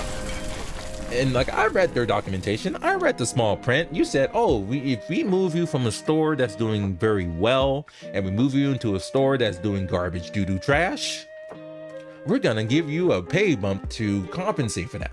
That never happened. Never happened. Never. It's called smoke up your ass. That's what it's called. All right. Yeah, let's see. Nothing new in the hood. I'm feeling good, chopping wood. Yeah. It's been an hour and, well, I have to check other timers because OBS went down. Well, not OBS, YouTube went down. OBS is fine. We've been live for an hour and 13. Yep. That time is correct on the other ones. Perfect. So yeah, man, like, these games definitely were a part of my childhood. These Dance Dance Revolution games. Other games that helped me grow up. Ooh. I don't know if you're still here, D-Pad, but like, I have a story for you. This will make you cringe. Because I know. Because you're a Sega collector. So, Sega Saturn. My mom got me a Sega Saturn, NBA Jam Stream, another game that she bought for me, Mega Man 8. Mega Man 8 for the Sega Saturn, bro. So I would play this game, and it was fine at first, but you know, it got harder as you kept going into it. And back then, I was a young boy with a temper and a anger issue. So I got so upset at this thing, I just couldn't beat it. I got so mad that I took the disc out the Sega Saturn, chucked it, broke it. I immediately regretted it afterwards because the game didn't work anymore, obviously. It did work, but then try to find this game now. Try to buy this game today. Now I have it for the PlayStation 1. I have it on the PlayStation 1, but it's so common on the PlayStation. Like, you can buy it right now for $20 on the PlayStation. Try and buy it for the Sega Saturn. You look this thing up on the Sega Saturn, bro. Just the game by itself, $262.02. I'm like,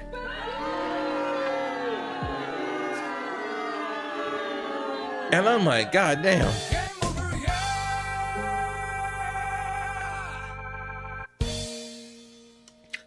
I'm like, damn. You want to talk about regret? I regret breaking Mega Man 8. I regret it, and I'll never forget it.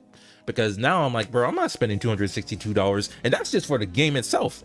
If you want the complete with the case and the instructions and the disc, that's gonna run you $564.54. Oh my god damn.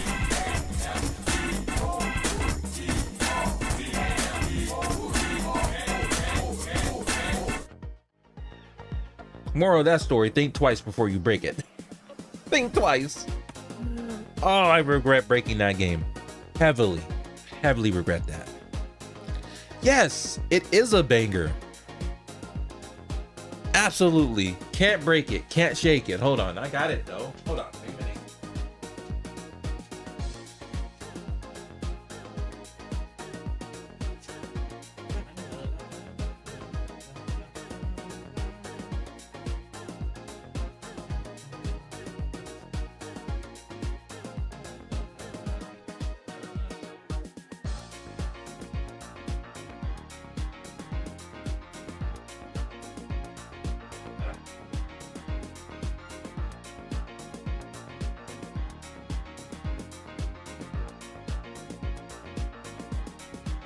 Yeah. So, I had to print a special case or special cover art because I don't have the original cover art, but you know I have it. Like the thing with Mega Man 8 though, like here, get close. There we go. Mega Man 8. Dun-dun-dun-dun.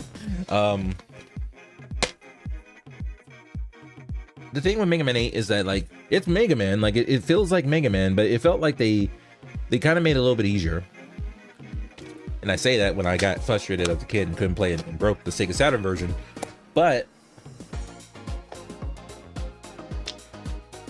it, like, the music in that particular version of the game. Oh my god, I'm bleeding. Like, let me see right now. What happened? I kept scratching my leg, so I'm bleeding. Yeah, clean this stuff up. Oh, I got Q-tips. Perfect. That'll work. Let me clean up real quick. Ah, come on.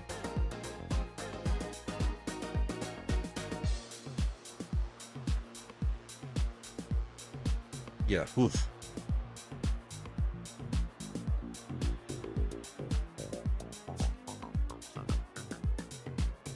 It's just water. Yeah, I'm just gonna go and wash my hands because I got blood on my fingers for scratching my leg. So I will be right back, folks. Don't go anywhere. We'll be right back.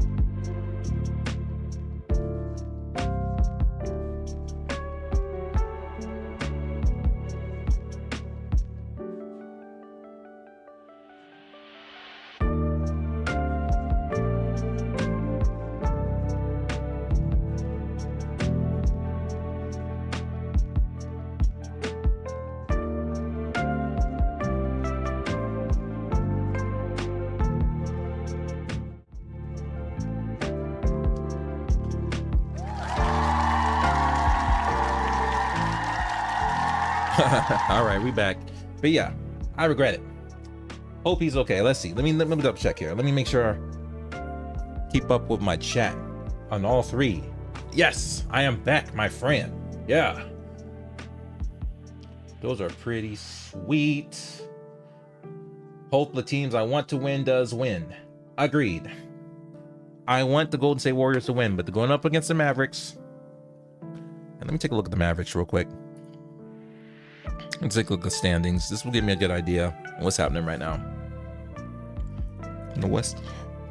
Yeah, Dallas Mavericks are currently 6th. And so like people are like, oh yeah, like oh the Dallas Mavericks, they're struggling. Like, are they though? They're currently 6th in the West. They have a winning record. Warriors are struggling right now. They have a losing record. They're under 500. They're currently in 11th. They are not even in the play-in spot right now. They've been struggling. It makes no sense.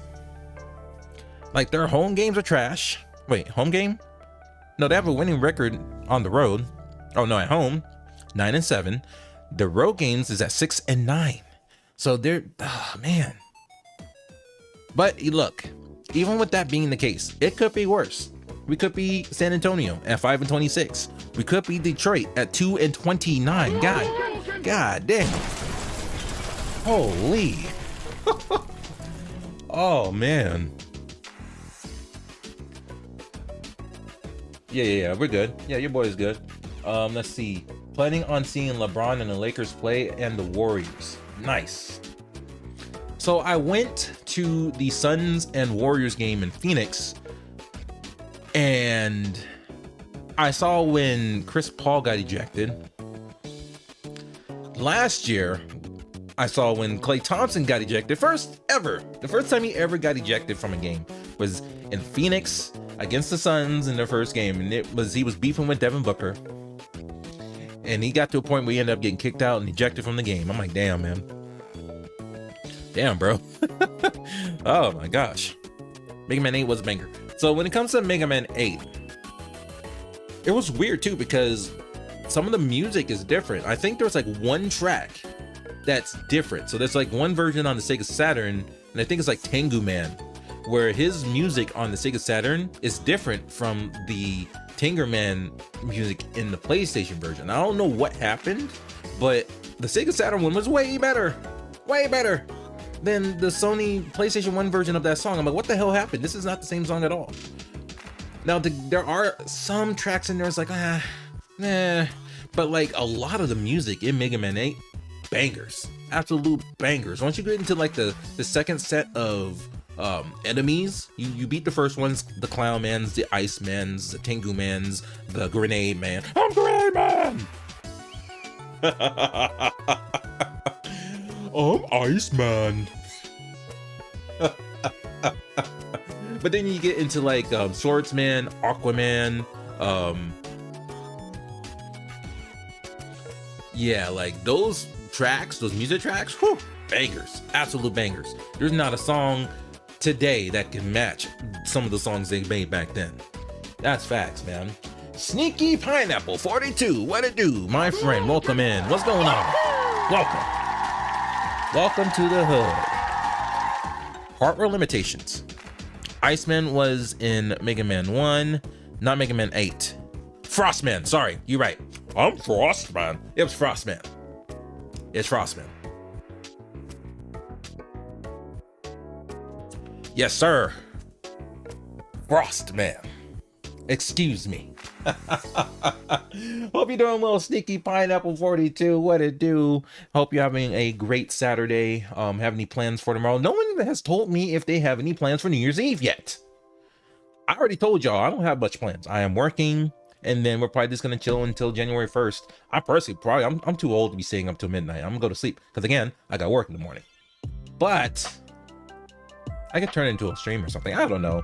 I've really been trying to get the kind of hang of my streaming schedule, because I don't know if I want to stream first thing in the morning before work, or just stream late night and then get my sleep in and then go to work. I think that other option, the latter, I like that better.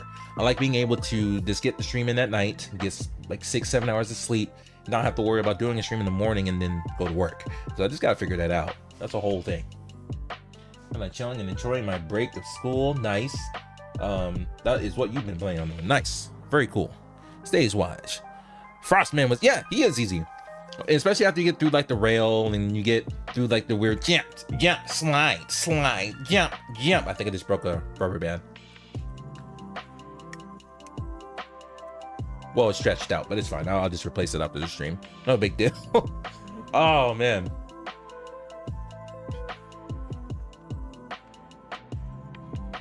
Yeah, stage wise, he's fine.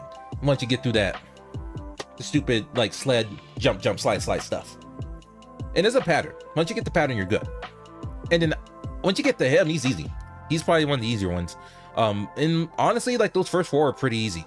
Like you can just beat them with just the regular busters. You don't have to hit them with their weakness. Like that's how easy they are once you get to them. Because like Clown Man is like, he just kind of, you just keep shooting him as he keeps twirling around. Tengu Man, I take that back. I think Tengu Man was the easiest one, because he would hit you with the tornado hold and you just run from it, go in the opposite direction. It runs out and then you just hit him as he kind of like, you know, he kind of goes in this weird little motion and you just keep hitting him as he comes down. Like, he was pretty easy.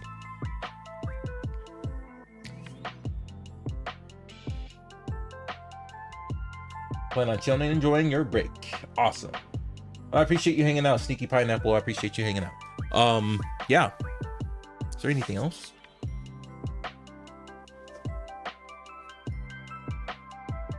Where are we at? time-wise. We're sitting at an hour 26. Cool. Now, work through GameStop. Met my spouse kind indirectly through GameStop. After that, we moved in with each other. And this is where I was talking about, like, your boy had it rough, because like I had moved into 8 different places well before then. You know, we just kept on moving from place to place to place to place to place. And after that, we moved in on the west side of town. And we're like, you know what, we need to start doing something different. And so we made the decision to move out of state. And that was a very, we took everything we could. We didn't take I don't think we took a U-Haul. We just took, we loaded everything we could in our cars.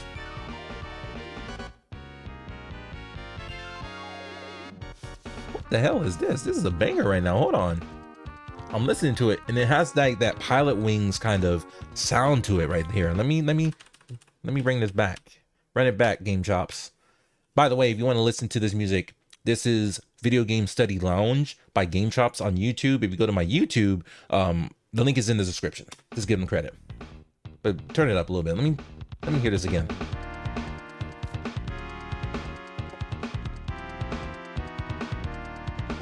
On Green Dolphin Street.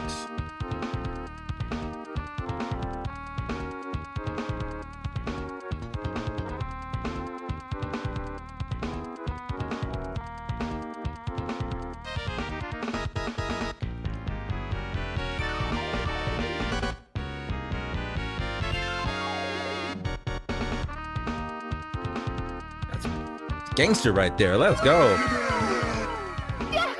Yeah.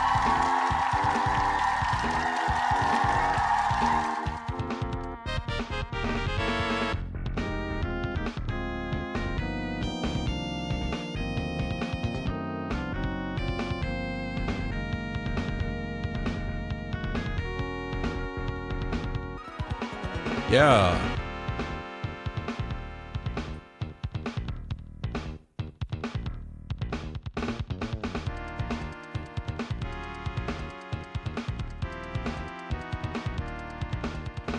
Button Masher and DJ Cutman, super standards.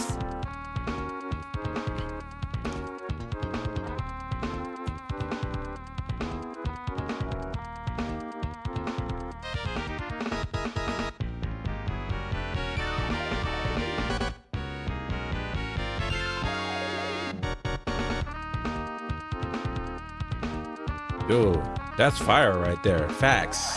Oh. That's some good stuff.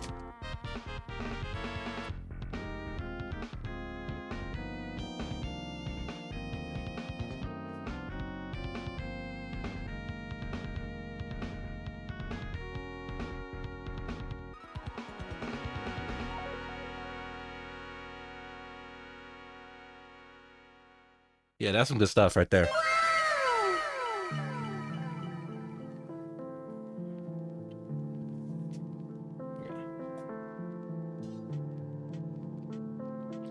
Oh my goodness. All right.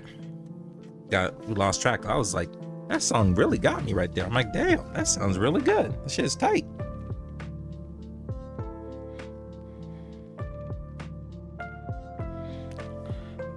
All right, so in terms of like how I'm feeling today, just for those of you who don't know, I'm feeling all right, you know. Mentally, I'm good.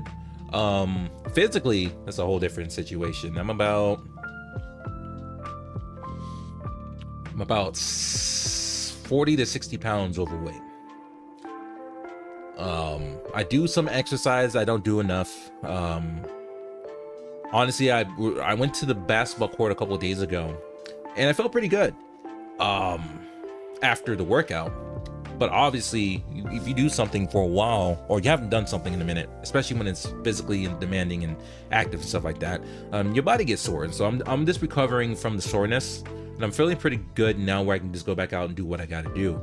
But like, that's how I exercise. I exercise playing basketball. I just shoot, I run around, I jump, layups, dribble left and right, down, behind the back, under the legs and stuff like that, like in between and whatever. But I mean, I take a lot of 3-point shots, I would say I'm about a 30% shooter. Not a trash shooter. I would say about a 30%er. But like, I do want to do more of that. I just been making excuses for myself, like, oh, it's too cold. Like, I got warm stuff I can put on to compete against that. And with school being out, I don't have to worry about people getting in my way and stuff like that. So that's a good thing. I'm just making excuses for myself. Like, I could stop the stream right now and go and get my workout in. Just get it done, right? And I think I'm gonna do that. We do need to do some housework in the garage. Gotta do some organizing and cleaning because we plan to get a car in there, maybe two. It's possible. We just gotta move things around, reorganize and clean. Because we just hadn't been able to do that when we had our third member in the household, and they were, you know, they had their stuff in storage in there and stuff like that. But they finally moved out, so that allows us to kind of just reorganize the garage. That's all that is.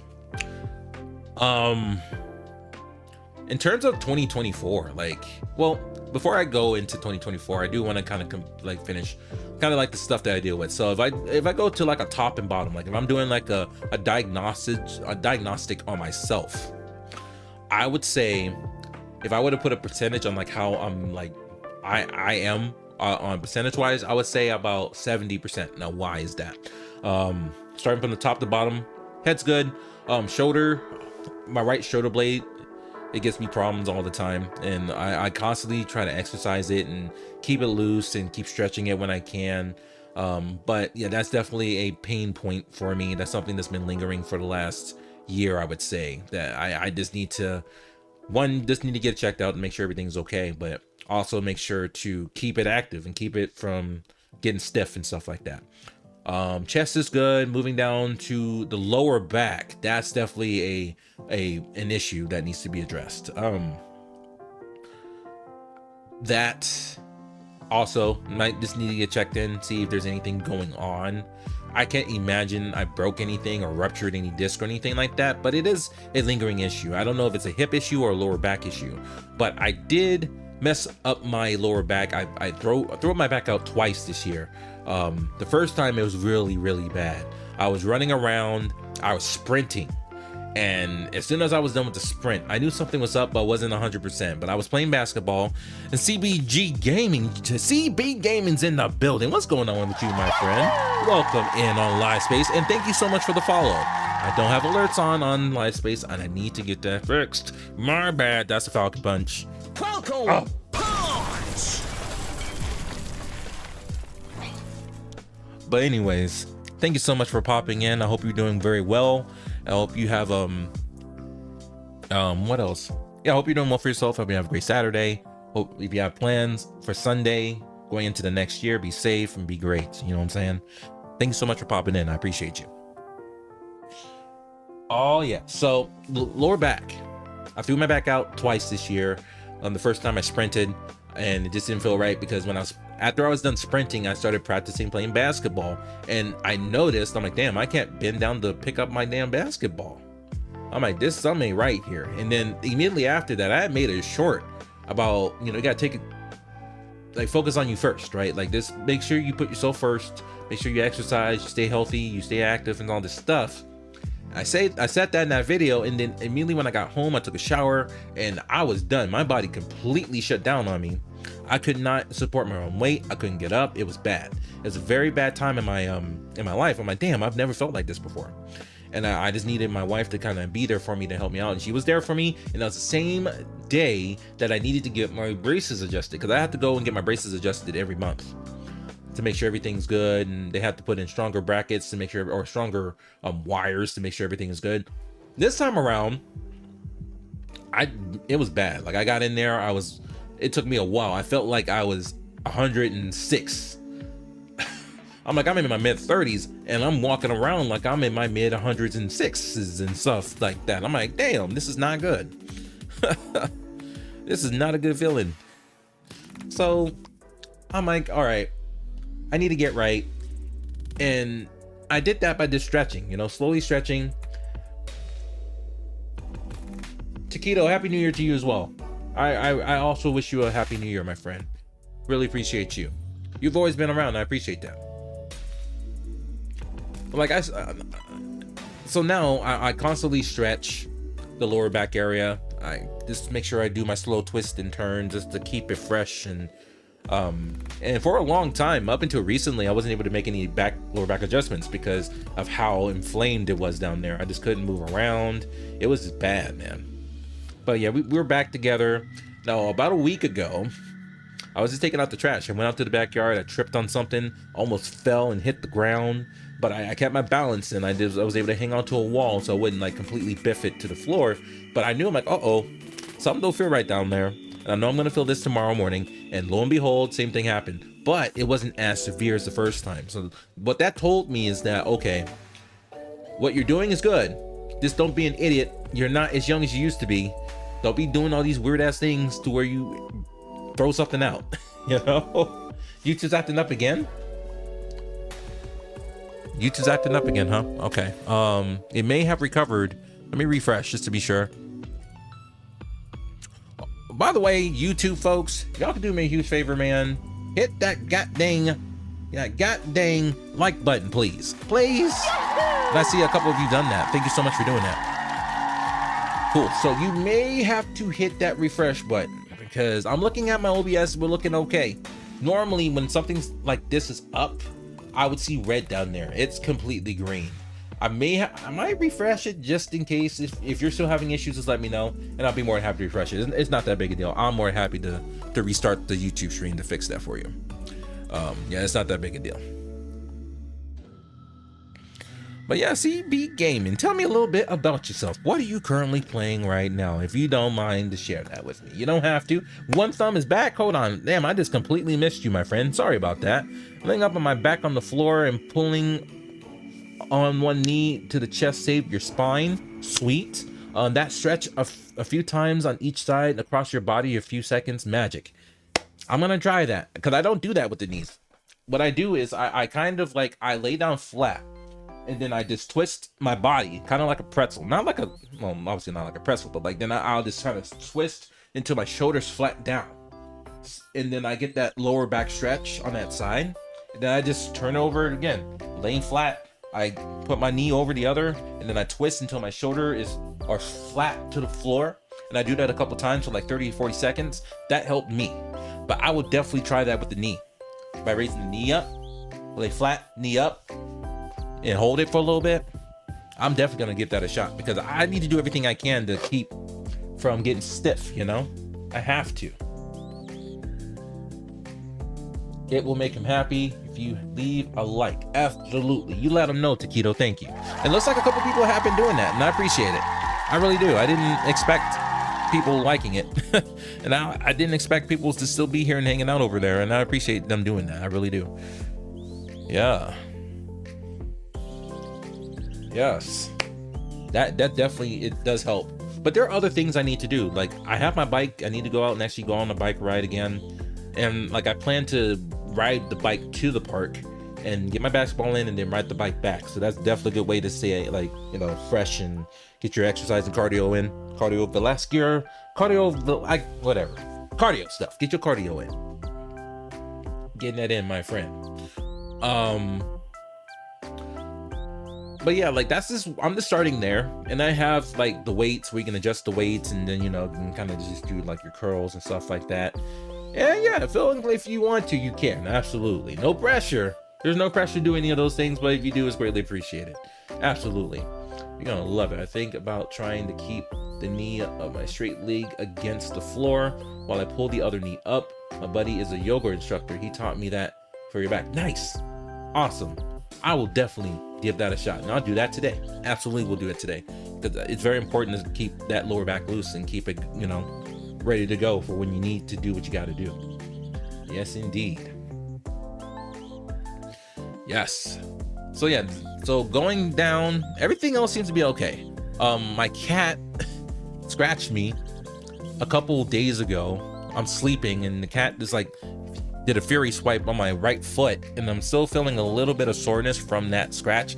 I personally haven't even put ointment on it, so that's part of the problem. I haven't really been focused on getting that cleaned up. And it's scabs, but it's not a problem when I put my shoes on and go out and do what I got to do. Like, it's not an issue there.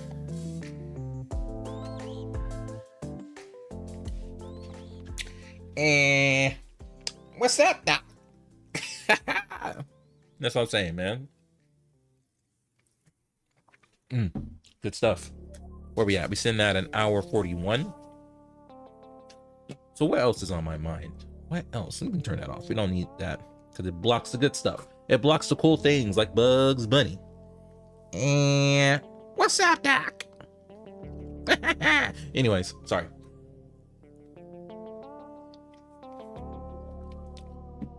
Thank you. I appreciate that. I really do. Oh, snap. Who did that? Oh, my goodness gracious. In the name of the moon. Hey, I appreciate that. You didn't even have to do that. I was just hanging out over there in Moonlight Harlem's Discord. That's Lauren Shay LA's Discord. And it's just putting me on the YouTube. I'm like, holy shit, wait. That's cool. Oh, that's probably why, because I'm connected over there on my Discord. It is stating that I'm live on that. So that's pretty freaking cool, man. They didn't have to do that, and it's definitely optional. That's definitely optional. No one has to go out of their way to hang out. But damn, that's cool. That is really freaking cool.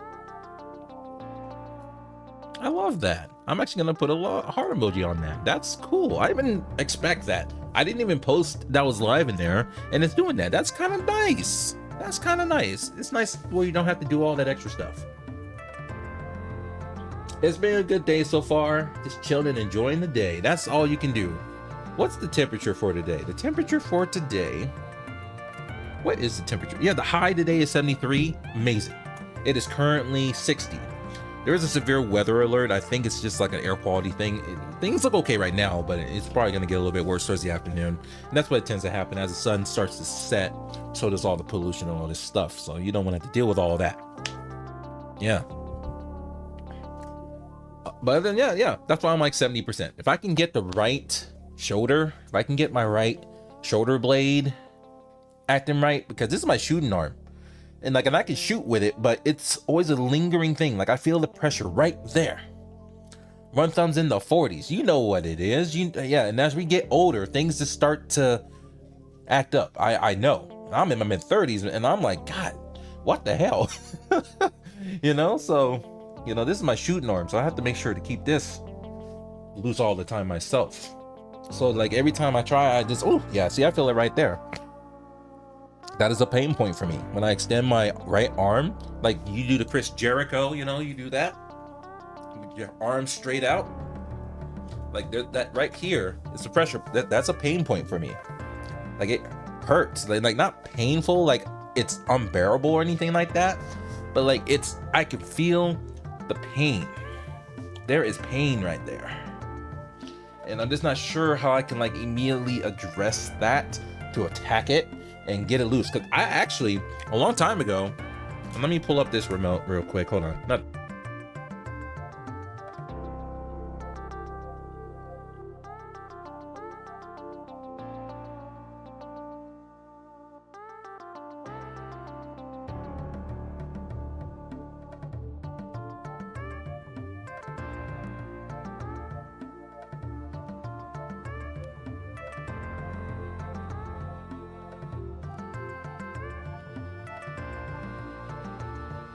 Okay, so I don't know what it is. I don't know. It might be the cord. I have to see what's going on with that. It can't be the mic. I just got this thing. This is the Behringer Ultra Voice XM8500. It's a good microphone. It is a decent microphone. It's cheap, like, but it's good for what it's supposed to do. But I don't know, because it's clicking. Let me try it again. Check. So it's working now. I just have to pay attention to it. Anyway, oh.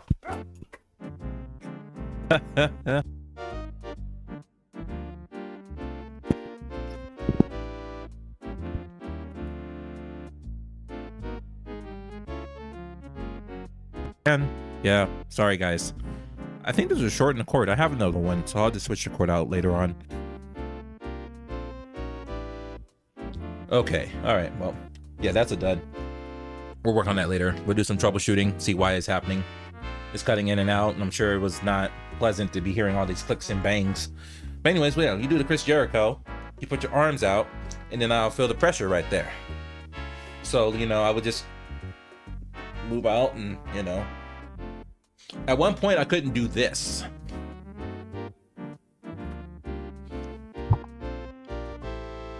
At one point, I couldn't do this. Like where I had my arms on my hips. I could do it, but one side was like, it was not aligned equally. So I had to stretch. And stretching fixed that. All we had to do was stretch, and that solved a lot of our problem. But like, it was wild. I saw this like, what is going on with this body of mine? Oh man, I thought you meant 70 degrees. Oh, we're not talking about age, we're talking about degrees. Okay, my bad. Yeah, definitely. My bad, bro. But you're also in your 40s. Okay, all right.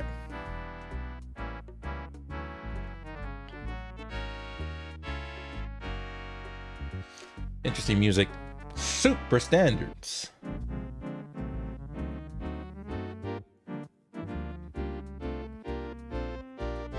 I'm not feeling this one though. It's good. It's just, it's not the vibe for me right now. Luckily it just ended. Shout outs to that song. Honorable mentions.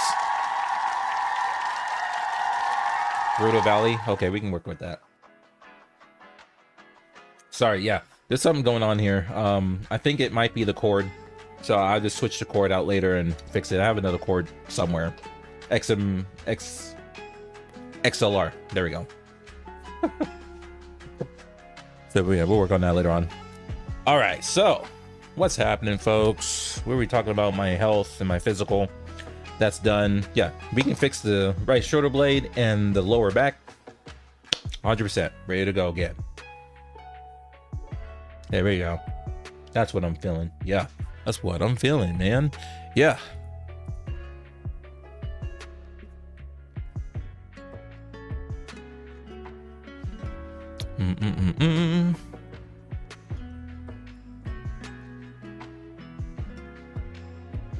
Yeah, okay. Please do not go away. Please stay.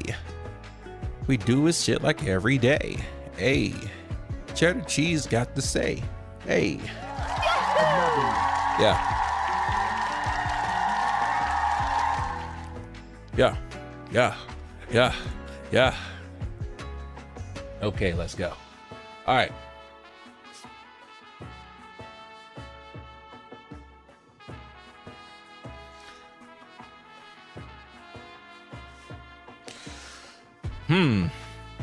Was there something else I wanted to talk about? I don't think there is. I'm pretty much good. There's a couple minutes left. So I think in the year 2024, I think we're going to be more focused on retro stuff. I know a lot of you who are hanging out are into the retro stuff. And just recently, I got my Sega stuff out of storage. I got the box right here. So I have my Sega Dreamcast. I got my Sega Genesis. I got my Sega Saturn. I have the Sega Master System via the base power converter. And I plan on just doing more retro gaming. You know, this stuff that just takes your boy back to his childhood. And just playing those games again, it just takes you back. And I plan to completing a lot of them. Not necessarily 100%, but from beginning to end. If we can get to beginning to credits, that's going to be an achievement that even back then was something I wasn't thinking about. You know? Retro for the win. Hell yeah, you quit because it started feeling like work. And it was a Johnny. Interesting, okay. So what are you streaming? Like, what do you stream now? Yeah, I'm guessing you're streaming like you know, the current stuff, which I do plan to stream that as well, just not as much as the retro stuff. But I don't know, we just have to fill it out. I think the main thing is just being consistent, just coming on here, streaming, having a conversation with you folks, and talking about stuff. Back then I was talking about the news. I might bring that back in too, because education on what's going on is important. You know, this is good to know what's happening in the video game industry. And you know, a lot of people don't think about the stuff that's going on behind the scenes. Like the whole entire PlayStation debacle was happening with the whole breach over in Insomniac Games, or the whole PlayStation Discovery content that originally wasn't going to be gone come January 1st, but they said no, backtrack because of the backlash they were getting. And a lot of it too is just business. You know, Discovery does that to PlayStation. They alienate the PlayStation fans from buying their content through PlayStation. What makes you think those fans are gonna hop over to Discovery? They're not gonna pay for the same thing twice. Are you crazy? I wouldn't do it. But that's part of the issue when you purchase something digitally, is that you never know when you lose access to these things. It's happening, you know. The Nintendo eShop, that is like a thing of history, you know, on the 3DS and the Wii or whatever, gone. You know, if there's any exclusives on those things, unless you like purchased it or you have it stored somewhere, or someone went and ripped it and then they have it stored somewhere, it's gone forever, bro. Gone. Music is very calm. That's good. The music, very nice and calming. Yeah, so that link for the music you're listening to is in the description if you want to check that out over on YouTube. Yeah. Nintendo is the worst offender by a mile. You're right. I mean, yeah, the eShop, what else? Like, and they're very, very stubborn. I don't understand, man. Like, and I get it. Like when the Sega Saturn was having like stuff, and then going over to the Dreamcast, just issues, bro. Like the Sega of America and Sega of Japan kept butting heads. They couldn't figure out what they wanted to do with the 32 bits era going on, and that really hurt them. Just because there was just a lot of friction between two. One person wanted to do this, the other person wanted to say no. Here we are.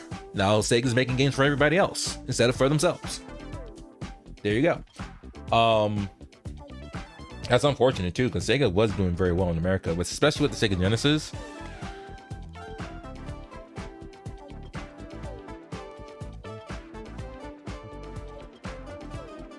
Very unfortunate for Sega. But yeah, this is how it goes. Nintendo, bro, stubborn as shit, man. Stubborn. Worst offenders. Yep. And like, and they keep doing it too. Like the whole like Super Mario All-Star thing, like that was available for a limited time. You can't buy it brand new in stores anymore. They don't make it anymore. And like, you can still get it used, be paying a little bit more than what it originally cost when it first came out. It's like, that's the kind of shit that makes people pirate the stuff. And I'm not advocating for it. I'm just saying that that's the kind of stuff that drives people to pirating. When you have these situations when Discovery is potentially saying, oh, we have an issue with the PlayStation brand, or we just can't come to an agreement, so we're just gonna pull all of our content and they can't play it even though they paid for the money. No, we're gonna have our own app and you can go pay over there. Yeah, that's bad business, folks. That is bad business. No matter how you slice it, that is bad business. And I think part of the reason why they backtracked is because it's like, yeah, this is not a good idea. This is not going to go very well. If we take this away from PlayStation fans and then we tell them, hey, we come over here, we got the streaming service, what percentage do you think is going to migrate over there? Is going to convert? Not very many, because you already then lost their trust by doing that. Now, to be fair, there is this EULA, this EULA agreement that we all agreed to use this PlayStation, to use this Xbox, to use the Switch, PC, whatever. We agreed that we only have the right, or we only have permission to play this stuff as y'all see fit. And then when you're ready to pull the plug, we can't come after you for it. It's like, that's why I keeps it physical if I can. Now, this doesn't even necessarily guarantee that you will still have access. Overwatch, I think I threw that box away because it's a brick. They upgraded Overwatch 2. You can't play the original Overwatch, and a lot of people say the first Overwatch is better than the second one, but you can't go back to the first one. And you literally have this physical brick that you cannot do anything with. Games nowadays, it just has a key on it, and then you're downloading the majority of the game via the internet. You don't have the game. It's just a waste of a disc. This disc with like bits of information saying, oh yeah, you can play this game. Let's download it. But then when the server goes down, you can't play it anymore. That's one thing that got me concerned about Gran Turismo 7. Love this game. This game is so good. I love the music. The controls are tight. I use a steering wheel for it. Like, it's great. But remember when this game first came out?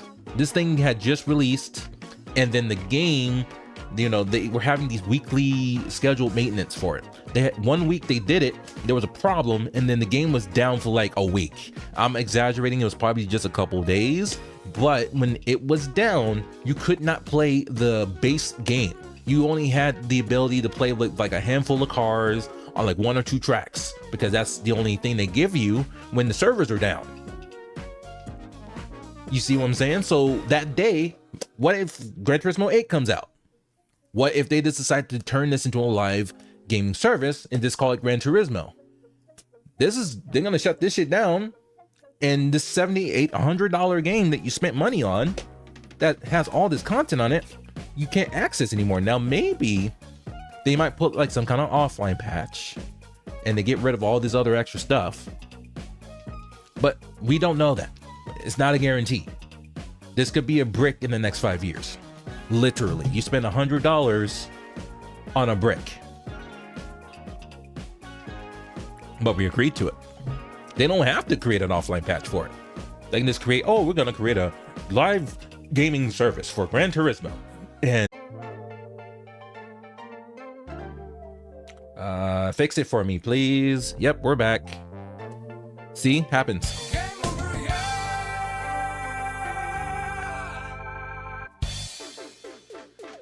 Sorry about that, Taquito. Thank you for letting me know in the chat that something went wrong. I looked down, it's in the red. Restart the stream. Only happens on YouTube though. Livespace is working just fine. Kick is working just fine with no problems. So I don't understand. How am I using the same? I'm using OBS for all of these. I'm sorry, this music is getting me right now. The music's getting me right now. I'm sorry. But anyways, I'm using OBS for YouTube, for live stream, or Livespace, and Kick. All 3.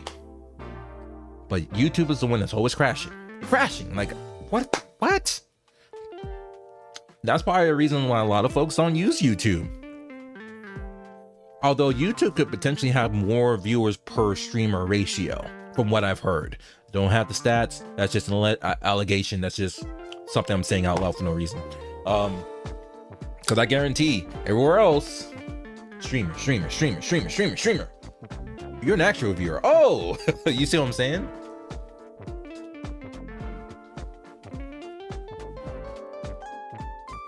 Okay, but where do you go? Let's see, where do you get the Warriors intro? I want to know. Okay, cool, I'll tell you. So, the NBA League Pass. NBA League Pass is where I get it from. And the only reason why I take that from the NBA League Pass and post it on YouTube is because the official channels, the Golden State Warriors, and I need to work on the Phoenix Suns ones, they don't post them. So it's like, well, why not give it to the masses for people to see? This is the kind of stuff you see when you're at the stadium. People like to see those player introductions. I have those too. I just haven't figured out how to put that up. But anyways, either way, like, I don't own that footage. Like, I don't own that stuff. How do you get it? You have to subscribe to it. And like, there are some places that you can go to where you can watch these games. Can't really say where I get it from, but just because I don't want to, you know, have people going after certain places, if you know what I'm saying. But you can just search, go on Google and search, and you'll find these sites that will show you places and things where you can go and check these out. The thing too, what really upset me about the NBA League Pass is that you have to spend like $100 or whatever a year for this. And like, you can go on NBA's website and get the League Pass if you really wanted to. But I personally don't recommend it. And the reason why I don't recommend it is for a lot of different reasons. Oh.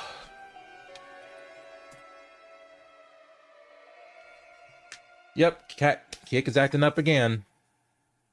Oh, not Kick. YouTube is acting up again. So this is what I'm going to do for you. You don't have to do this, obviously. I know you're a YouTube individual. Let me see if I can get this stuff going and fixed. Let me do this.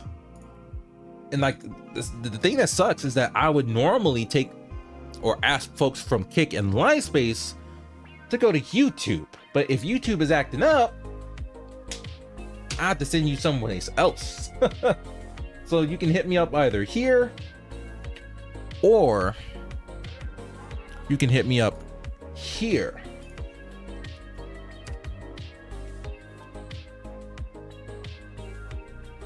You can hit me on either one of those. Like, I obviously don't want people to leave YouTube because I'm trying to get the watch time over there, and that requires people to go over to YouTube to watch. But if it keeps crapping out like this, I have to send y'all somewhere else where it doesn't. Like, Livespace and Kick, not once had a problem. Not once. YouTube has crashed 3 times. Shocking.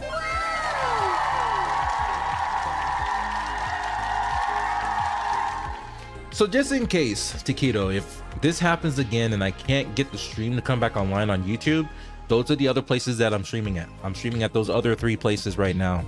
Or other 2 places. Math. All right. Oh yeah, see, there's another thing. Kicklet. Shout outs to Kicklet, because I know there's a function where you can, it's on by default, by the way. This is on by default. It will tell you who follows you, but if someone unfollows you, it will also tell you who unfollows live in the chat and says goodbye. And I'm like, I turned that shit off. I don't care about that. Like, why do you care that someone unfollows you?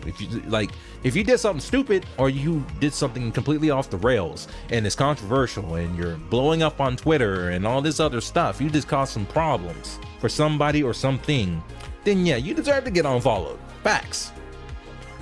Like, but if someone is going in there, they hit follow for some reason and then they click on follow immediately after, I don't care. I don't care. What? Why? I don't care. Don't care if you followed and unfollow immediately after. Why do I care? I don't. If you've been there for a while and you weren't watching me anyways, you unfollow, I don't care. I don't care. Like, sorry. I just don't need a bot to be like, oh, this person, because that's also a thing that can get to you, right? That can get to you. You see somebody follow and then the bot's like, oh, you're unfollowed, goodbye. It's like, that can mess with you, right? I'll just turn that shit off. So Kicklet is still in there. I still have it doing like the timers and stuff. I can have it do its commands and things and stuff, but I turned off the unfollow function. I don't care if you unfollow me. I don't care. I like, if you rock with me, you follow me, all that good stuff, thank you. I appreciate it. But if you unfollow me, that's fine. I'm not mad at you for unfollowing. What the fuck would I be mad about it for? I obviously am either not your flavor or I did something and you don't like it, and that's fine. You have the right to do that. That's why that button exists, you know? So it's like, it just, and people were like gloating about it on Twitter, like, oh, look at this, I have a bot that can check if you unfollow me. Now, if you're someone who is on the road to get affiliated or verified or becoming a partner, then yeah, you might want to pay closer attention to what's going on and stuff like that. And there's good reasons for that and stuff. But for everything else, like if you're not trying to pursue becoming a partner or trying to get verified, which honestly you don't need, once you get affiliated, they don't care about your following goal. They don't care about that when you get verified. At least the last time I checked, it didn't care. I gotta take a look because it's not like it's easy. You can't find this information right here in the dashboard. When you click on achievements, all it shows you is, you know, your sub goal. You gotta maintain a audience. Consistency is key. Put the time in and get people chatting, which that's all good and dandy. But for verification, one of those requirements is not follower goal. So why the fuck do you care? Why do you care? And like, if you're already verified, if you're trying to pursue becoming a partner and there's requirements for that, I think there's a link somewhere which is not easily accessible. It might be in the community page somewhere. I don't know. I'm not trying to pursue partner. I am trying to get verified because why not? It doesn't hurt. You know, it doesn't hurt to get verified on the platform. But you see what I'm saying? Like, this that's a level of insecurity that's like, man, why do you care so much that someone unfollows you? I don't care. You weren't watching me anyway, so why do I fucking care that you unfollow? It happened again, my friend. It happened again. The YouTube stream crashed.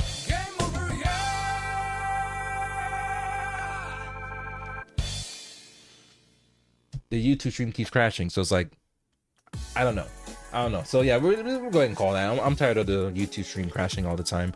So shout outs to you, Taquito. Thank you so much for hanging out. Appreciate you. Wish I had a PS4 for GT7. Oh man, I need a PS5 for GT7, man. Now it works for both PS4 and PS5. It does. But that was part of the reason why I was like, man, they need to stop making games for both systems. Like God of War Ragnarok's like that. Horizon Forbidden West is like that. Gran Turismo 7 is, that's the stuff right there that hinders my opportunity on YouTube. An explosion of satisfaction over on Kick. Who said that? Yo! Ho! Mochiro! Yo! You made your way over to Kick. Did I convert you to become a Kick person? Yo! Kick, you feel this? I don't know.